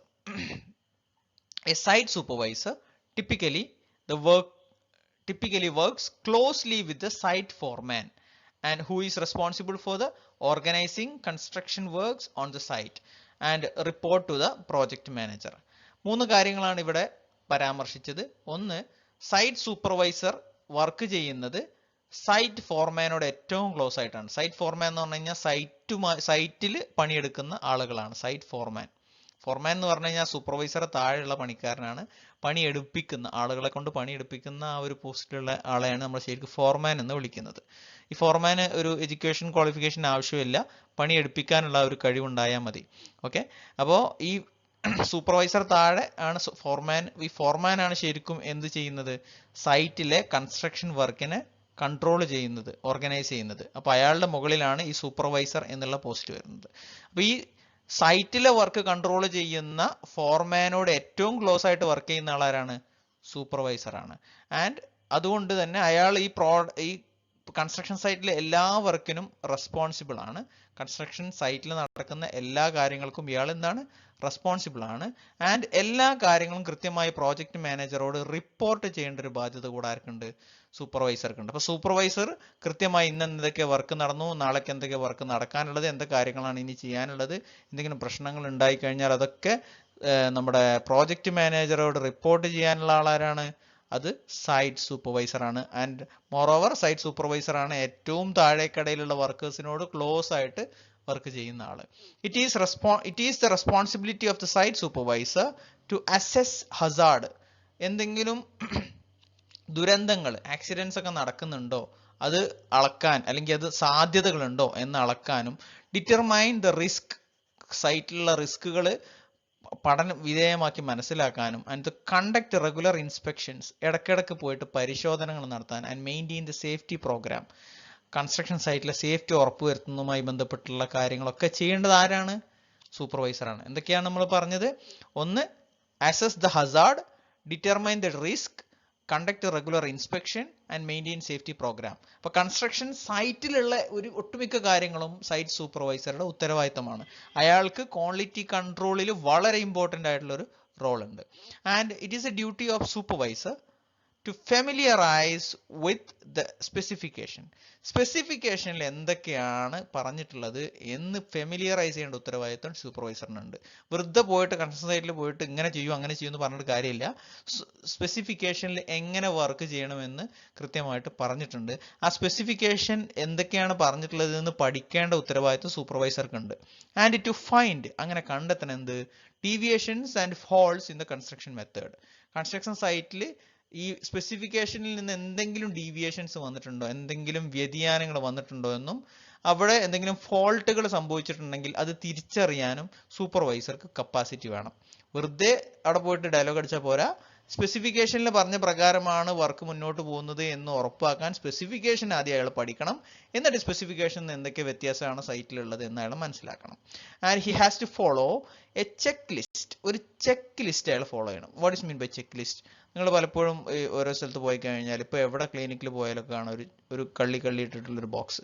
നിങ്ങൾക്ക് ഇന്ന് അതുണ്ടായിരുന്നോ, ഇതുണ്ടായിരുന്നോ, ഈ വർക്ക് ചെയ്തോ എന്നൊക്കെ പറഞ്ഞാൽ ടിക്ക് ഇടുക അല്ലെങ്കിൽ ക്രോസ് ചെയ്യുക അല്ലേ. അപ്പോൾ ചെക്ക് ലിസ്റ്റ് ഫോളോ ചെയ്യണം. ചെക്ക് ലിസ്റ്റ് ഫോളോ ചെയ്യുന്നതിന് വേണ്ടിയിട്ടാണ് ഒരു ഡാറ്റയും മിസ്സായി പോകാതിരിക്കാൻ വേണ്ടിയിട്ട്. അപ്പോൾ കൺസ്ട്രക്ഷൻ വർക്ക് നടക്കുന്ന സ്ഥലത്ത് അവിടെ ഫ്ലോർ കൃത്യമായിട്ട് കോമ്പാക്ട് ചെയ്തോ, കോമ്പാക്ഷൻ എന്നുള്ള കള്ളിക്ക് നേരെ ടിക്ക് ഇട്ടു. നെക്സ്റ്റ് അവിടെ സ്റ്റെബിലൈസ് ചെയ്തോ, അത് സ്റ്റെബിലൈസ് ചെയ്തു, ടിക്ക് ഇട്ടു. റീഇൻഫോഴ്സ്മെന്റ് പ്രൊവൈഡ് ചെയ്തോ, റീഇൻഫോഴ്സ്മെന്റ് പ്രൊവൈഡ് ചെയ്തു, ടിക്ക് ഇട്ടു. അങ്ങനെ ഓരോ കാര്യം കൃത്യമായിട്ട് ഫോളോ ചെയ്യുന്നുണ്ടെന്ന് ഉറപ്പുവരുത്താൻ അയാൾ ഒരു ചെക്ക് ലിസ്റ്റ് ഫോളോ ചെയ്യുന്നത് എപ്പോഴും സേഫ് ആണ്. Okay. To analyze the progress of various jobs and activities, he has to follow a checklist. Okay. അപ്പോൾ അത്രയാണ് അയാളുടെ മേജർ ഡ്യൂട്ടീസ്. പിന്നെ ലാസ്റ്റ് ടോപ്പിക്കായിട്ട് നാം പറയുന്നത് sampling and testing of materials ആണ്. നമ്മൾ നേരത്തെ പറഞ്ഞു അതിനെക്കുറിച്ച് ചെറുതായിട്ട്. What is mean by sampling? Sampling എന്ന് പറഞ്ഞു കഴിഞ്ഞാൽ സാമ്പിൾ കളക്ട് ചെയ്യുക എന്നാണ് അർത്ഥം. And what is mean by testing? അവയിൽ പരിശോധന നടത്തുക എന്നുള്ളതാണ് ടെസ്റ്റിംഗ് എന്നതുകൊണ്ട് ഉദ്ദേശിക്കുന്നത്. Okay.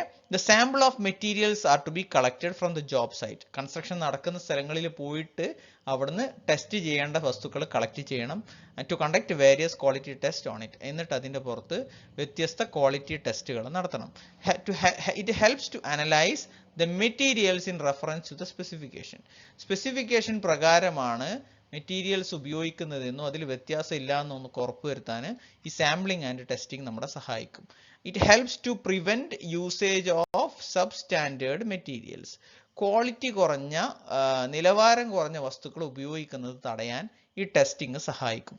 It ensures the effective quality controlling. Quality കൺട്രോളിങ്ങിനെ സഹായിക്കുന്ന പ്രധാനപ്പെട്ട ഒരു ടൂളാണ് ഏത്?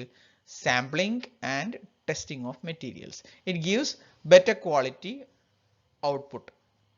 നല്ലൊരു ഔട്ട്പുട്ട് കിട്ടാൻ സാമ്പിളിംഗ് ആൻഡ് ടെസ്റ്റിംഗ് നമ്മളെ സഹായിക്കും. ആൻഡ് ഇതോടുകൂടി നമ്മൾ നമ്മുടെ ഇന്നത്തെ ക്ലാസ് വൈൻഡ് അപ്പ് ചെയ്യാണ്. ഓക്കെ. നമ്മളിന്ന് പറഞ്ഞത് ക്വാളിറ്റി, ഈ പറഞ്ഞ കാര്യങ്ങളൊക്കെ നിങ്ങൾക്ക് അറിയാവുന്നതാണ്. പക്ഷേ exam point of view what are the importance of sampling of materials in quality control എന്നൊക്കെ ചോദിച്ചു കഴിഞ്ഞാൽ നമുക്ക് എഴുതാൻ പറ്റണം. അതിനു വേണ്ടിയിട്ടാണ് ഇത്രയും എക്സ്പ്ലെയിൻ ചെയ്തിട്ട് ഈ കാര്യങ്ങളൊക്കെ പറഞ്ഞു തന്നത്. Anyway I'm going to wind up this class today. Thank you. Have a nice day.